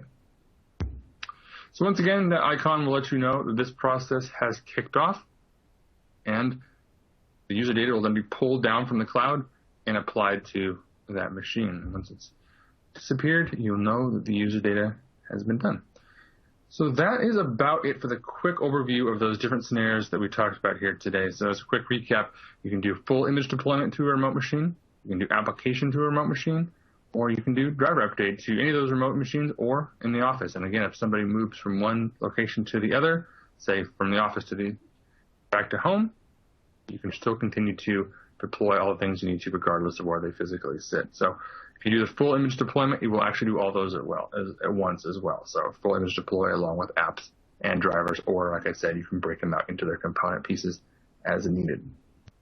From here, my recommendation would be to go to our website, get started with a trial. We offer a 15-day fully functional trial to 15 machines, and that'll allow you to really get a sense of the product and play around with it. Again, you can have all the features available to you. You can get a sense of if it really fits into what you're looking for. Myself and my team here are always at your disposal throughout the pre-sales process, along with sales and post-sale too.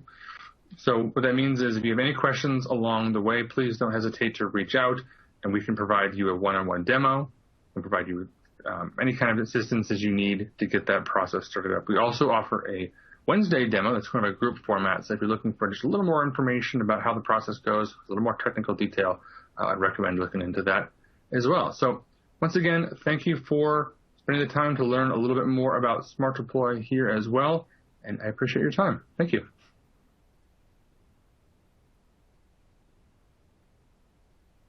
Thank you so much, Austin, and thank you for being with us live. We have a number of questions that have come in.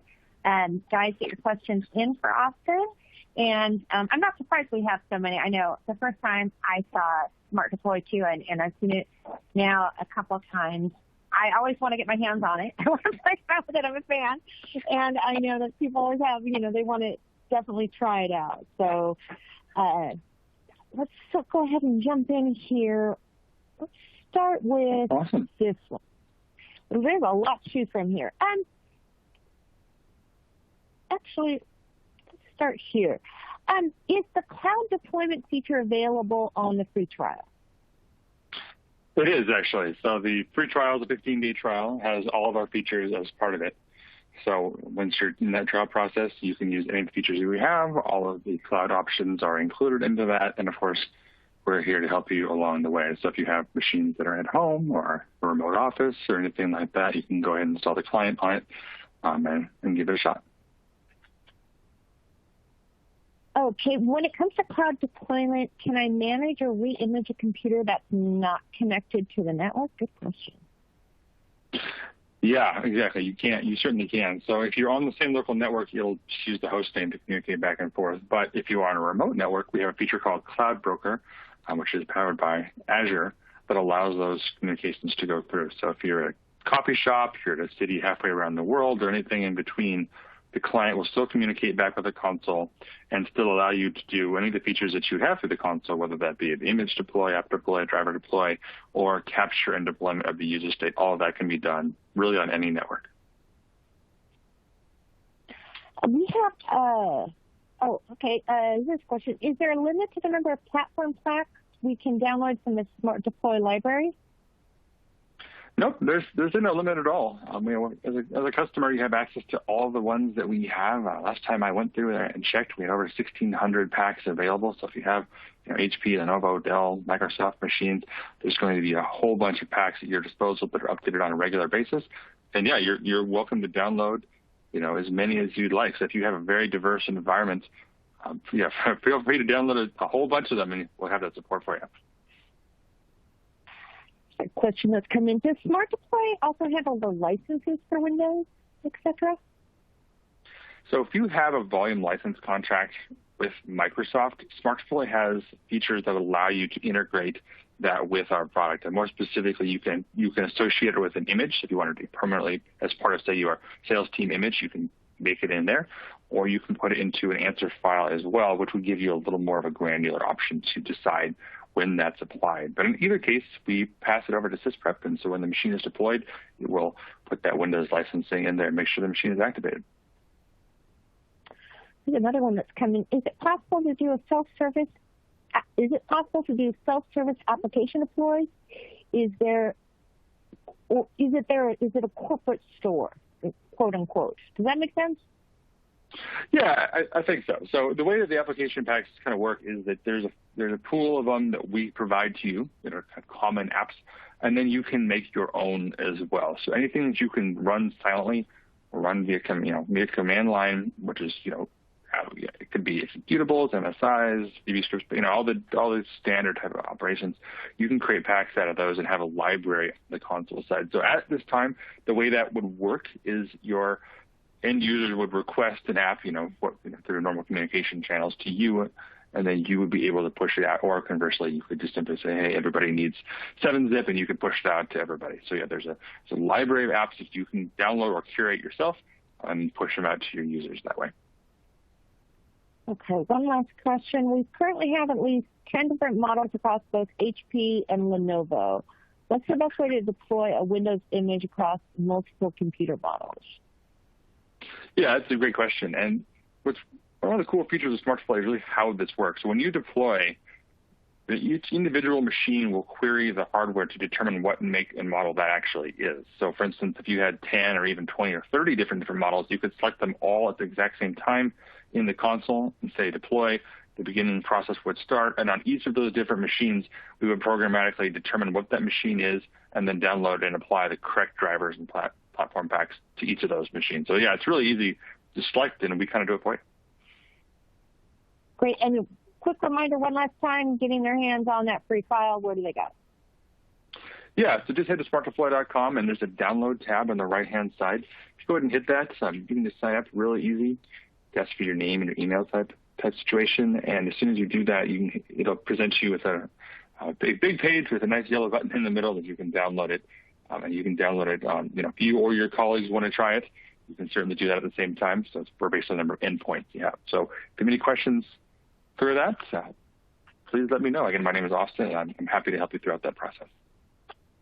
Austin, thank you so much for being with us today. We really appreciate it. We do have a few more questions. We're going to get those over to you. And again, guys, any more questions you guys have for Austin, go ahead, get them in the system. We'll get them over to him. So thank you, Austin. We appreciate it. Great. Happy to be here. Thank you. Thanks. And I'm thrilled right now then to announce today's final speaker. It's Jamie Beck, Senior Principal Product Marketing Manager at Red Hat. Jamie, take it away.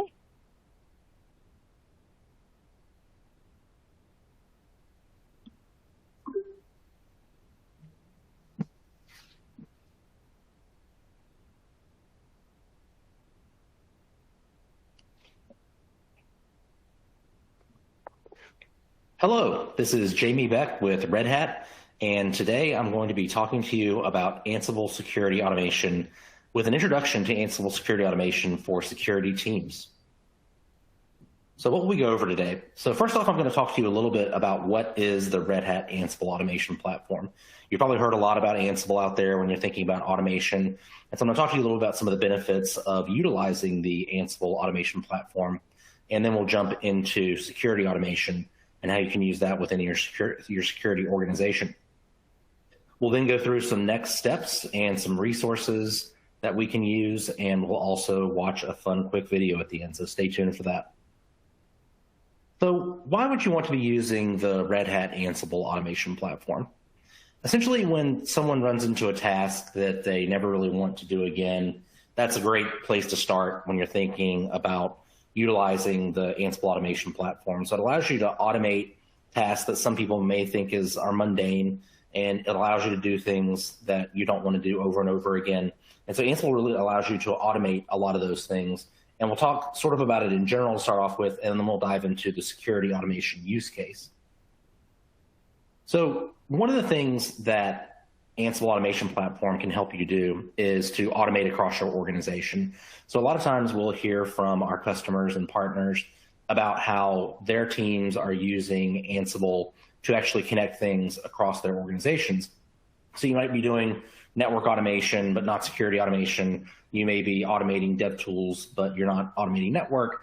And one of the things that the Ansible Automation Platform allows you to do is automate different things across those organizations, and also share tools within the Ansible Automation Platform that allow you to connect those teams and allow you to share that information across all of your different organizations utilizing the Ansible Automation Platform. And so when we think about why would you want to be using Ansible, first off, it's well known in the industry as a very powerful tool that you can use at enterprise scale. So many people are automating tens of thousands of nodes within their company, and they're automating, as I mentioned on the last slide, a lot of different processes and things across a lot of different organizational teams.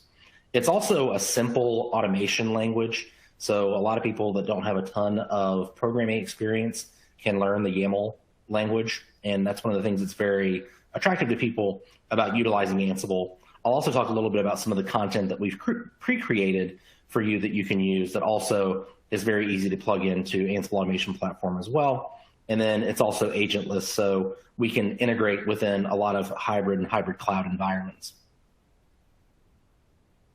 So what's in it? I'm not going to go through every single one of these things. You can dig into Ansible on ansible.com at your leisure, but some of the big things that we're talking about right now is automation controller. So that's your control plane for Ansible. Execution environments are really where we're looking at the execution plane for Ansible. And then jumping down to content collections, we've got a number of different certified content collections with a bunch of different vendors that we work with that you can then connect across a number of these. And I'll dive into that a little bit, how that works with security in a moment. We also have the services catalog, which allows you to spin up and spin down automation. So that's more of a management tool that you can use within the platform. And so it really makes delivery of automation within your organization easier. And it's also a neat way to connect teams together as well, using services catalog to look at how you're automating things. And if we think more about the analytics within the platform, that's when we jump down to the lower right-hand corner here and we talk about Red Hat Insights for Red Hat Ansible Automation Platform. If you're familiar with Red Hat, you also know that we have Insights for OpenShift and Insights for Red Hat Enterprise Linux. So now you've got that across the Ansible Automation Platform as well. So that gives you a lot more insight into what's going on within the platform, what you're automating, and shows you different ways that you can save time and save resource by using the Ansible Automation Platform to automate different things within your organization. Another thing that it does is it allows us to look at various different technologies across the company, and you can automate on the edge, you can automate up in the cloud, you can automate at data center. So it really, again, allows you to go across various different teams and automate across many different areas of your company. So I know that breakdown silos probably gets used too much in the tech world, but it really does, Ansible really does allow you to break down silos and kind of have all your different teams on the single unified platform. So now let's jump into what is Ansible Security Automation. So it's our deeper expansion into the use case to provide more things for security teams to automate across identification, search, and response to security events. And when you look at how we're automating security, it's really giving you higher visibility by automating different things that may have been in the past, things that needed to be done randomly, things that might have needed to be security checks that were needed to be done by the individual over and over again. This allows you to automate a lot of those things. So one of the things that we say when we're talking about what Ansible Security Automation allows you to do is it also allows you to cut down many times on human error, because if a person is doing the same task over and over and over again, that can be tedious and mistakes can be made. Ansible allows you to aggregate some of that and automate some of those processes so that those things may be easier to do. And then when you look at what is in security automation, we have a supported set of Ansible modules, roles, and playbooks, which allows to help you to respond to cyber attacks and things that may be anomalous on your network. So what do we cover in general? So we've got endpoint protection, which is the newest thing that we cover with Ansible Security Automation. Endpoint protection was launched earlier in 2021. We have privileged access management. We have SIEM. We have intrusion detection. And we also can automate on enterprise firewalls. So those are some of the things that Ansible Security Automation can help you automate. And we've got a lot of different partners in the space that also like to work with Ansible to automate these as well. So is Ansible a security solution? So that's one thing that we want to be careful when we're talking to people about Ansible, is we're not really pitching Ansible as a security solution. Ansible is more of a way to kind of stitch together your different security solutions and tools already in your environment to more effectively have a cyber defense. So again, we have a lot of different vendors that we work with. We have a lot of different collections that we put together and integrations that we've done with security vendors.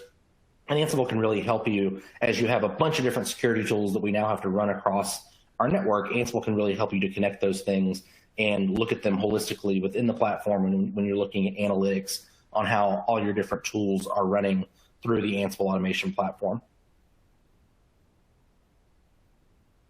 And so another thing, a way to look at it is what does Ansible Security Automation do? So you can look at investigation enrichment. So when you're looking at log configurations, destination verbosity, basically investigating what's going on across your security organization. It also allows you to automate threat hunting. So those alerts that may come through based off of various different platforms that you're doing threat hunting on. And then how are we responding to those incidents? So oftentimes we'll have different vendors that we're using for threat hunting and incident response. Ansible can help you to automate across both of those, or all three of these use cases. So really interesting things that Ansible can help you do through security automation. So I mentioned all the different vendors that we work with. So we've got all of these different vendors across the different places. I mentioned all these different technologies a couple of slides ago, but this is just digging deeper into the ones that we work with. We see some pretty big players in there. We've got Cisco, we've got Checkpoint, Symantec, IBM, of course. And these are the ways that we can take the security ecosystem. And again, as you've got many different tools that you need to use across your environment, we allow you to automate across those tools. And again, using some of the analytics within Ansible, you can see what's going on across all these different things in real time. And we actually have over 100 certified content collections, which is very exciting. The first one we have listed is Red Hat. So part of the collections that are automated on Ansible are other Red Hat technologies. We also have numerous cloud integrations. We've got network collections, and we've got these security collections that we talked about as well. So this is pre-built content that someone who is an Ansible automation platform customer can go out, get off of Automation Hub, and then they can get up and running with their automation right away. And the nice thing about content collections is these are supported by both Red Hat and by our security partners, or by our partners across these other technologies as well. So something that a lot of customers ask us about is, well, what about the stuff that's open source? So the open source collections will work, but they're not supported by Red Hat support, and they're not supported by the partners. So that's kind of a differentiator between what's in the platform. So what's in Red Hat Ansible Automation Platform and Automation Hub is your certified collections.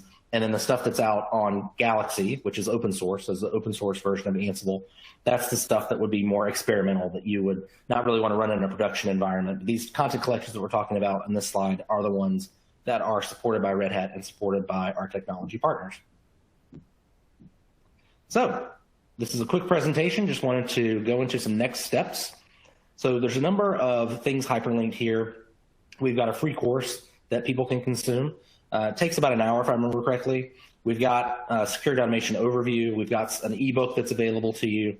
We've got a very intent blog. So there's a lot of different things on the blog that you can take a look at. And then, of course, we've got the ability to download a free trial. So that is here on the right side of the page. I encourage you to go out to this hyperlink and download the free trial if you aren't already an Ansible customer. And we think you'll be really pleased with what you find out by downloading this trial that you can have for 60 days.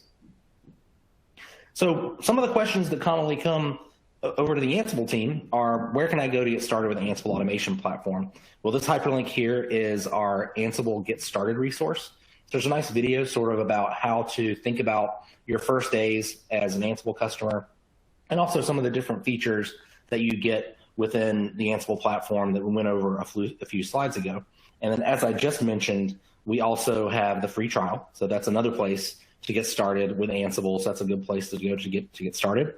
And then if you're looking for security integrations that we talked about here, there is the ability to go to ansible.com, and then up under the overview section on the front page of ansible.com, you can go to look at all the different security integrations, and each one of them actually has its own page and its own links out to go and look at the content that exists for these Red Hat and partner supported integrations. So please do check that out. And then where do we go next? We've got a bunch of different things available to you here around some different workshops, documentation. We've got numerous YouTube videos that you can check out, one of which we're going to go through on the next slide. And we can also look at, down at the bottom there, our Red Hat services. So if you need help getting up and running with Ansible, you can certainly talk to our friends in Red Hat Consulting, Red Hat Training, and those are some resources that are available if you'd like some help with Red Hat on deploying your Ansible automation platform subscription.